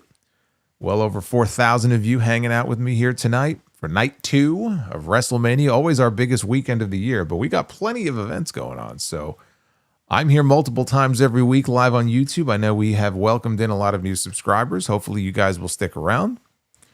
And we got a big week coming up because it's the Raw after Mania. The Raw after Mania doesn't really mean as much as it used to. But still, I could see some maybe new faces showing up, and maybe we'll get a sense of what that first direction. We should get a sense of what that first direction is going to be for Roman now that he's the champion. Maybe we'll get a Roman Oba confrontation to tease a future match. We'll see. So I'm going to be live with you tomorrow. Well, I guess it's Monday now, right? Later tonight, back here with you again for the Monday Night Raw post show. Tuesday, brand new episode of the Uncrowned Wrestling Show. That will be going up on the Ariel Helwani Show feed and the dedicated feed that we have. Again, audio only for the Uncrowned Wrestling Show. Tuesday Night Titans over on JD's channel. Wednesday night, unlike last week, I'll be here for Dynamite and SmackDown this week. And also on Uncrowned, I'll give my thoughts on the Darby Allin title win. I have now watched the entire episode. It took me a while to go through the entire episode of Dynamite. But I've seen the entire thing now. I'll wait until Tuesday and talk about that. So it's going to be another busy week. I need you guys to hang out with me and show up and spread the word. So thank you again for everything. Be well. Stay safe. See you in a few hours. Yes. I will see you all in a few. I have another show to go do. I have to do a quick update for the Uncrowned feed for WrestleMania Night 2. I will be doing that as soon as I wrap up with you here. But be well, stay safe, have yourselves a great week. Hit that like button on your way out. And I will see you back here tomorrow night for the Monday Night Raw post show. Until then, take care, guys.